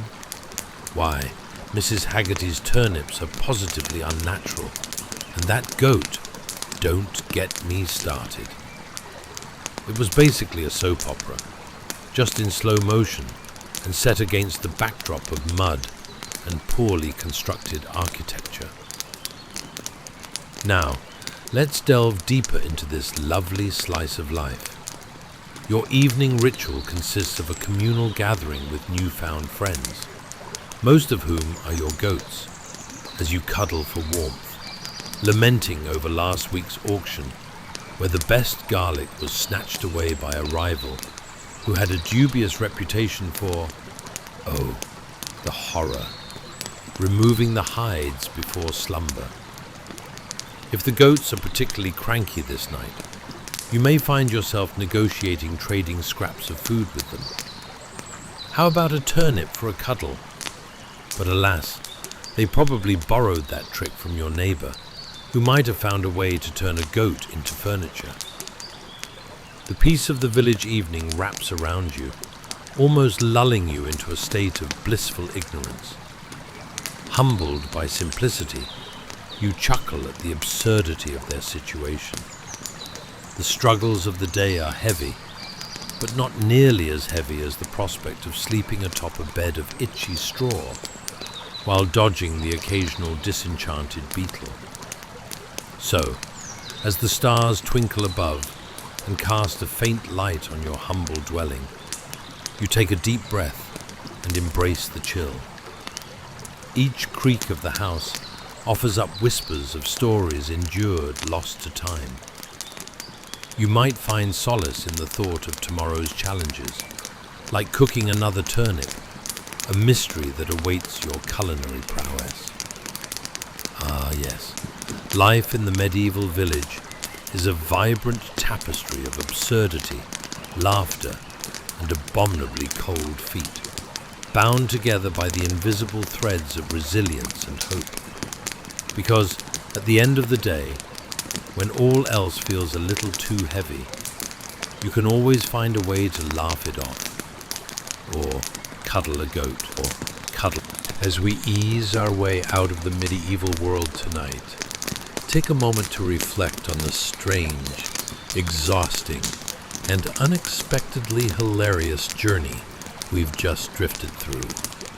From sleepy servants rising before dawn to coax stubborn embers back to life, to young peasants wrestling with scratchy wool, smoky kitchens, and questionable stews, we've seen just how much invisible labor kept that world turning. Their days were long, their comforts few, and their victories, however small, were hard-earned. Yet somehow, they still managed to laugh, endure, and survive another sunrise in a world that demanded everything from them. Tonight, we honor them, the cooks who battled fire like knights in an absurd culinary war, the scullions who slipped through cold stone corridors, the girls who danced across great halls, strewing herbs to mask a week's worth of odors, and the countless others whose names never made the manuscripts, but whose hands shaped every noble feast, prayer, and quiet domestic moment. Their resilience wasn't glamorous, but it was powerful. It was the heartbeat beneath all the velvet, ceremony, and splendor. And as you lie here now, clean, warm, comfortable, with soft bedding and no threat of turnip stew, you can let a gentle gratitude settle over you, for heat that appears with a switch, for light that doesn't rely on a struggle with tallow and smoke, for food that isn't one burnt cough away from disaster, for a world where rest is possible and even expected. So breathe deeply. Let the weight of the day fall away. Allow the quiet strength of those long-gone workers to guide you into peace. Let your mind soften, your body loosen, and your thoughts drift like lantern smoke. You've made it through your own long day. Now, rest. Good night.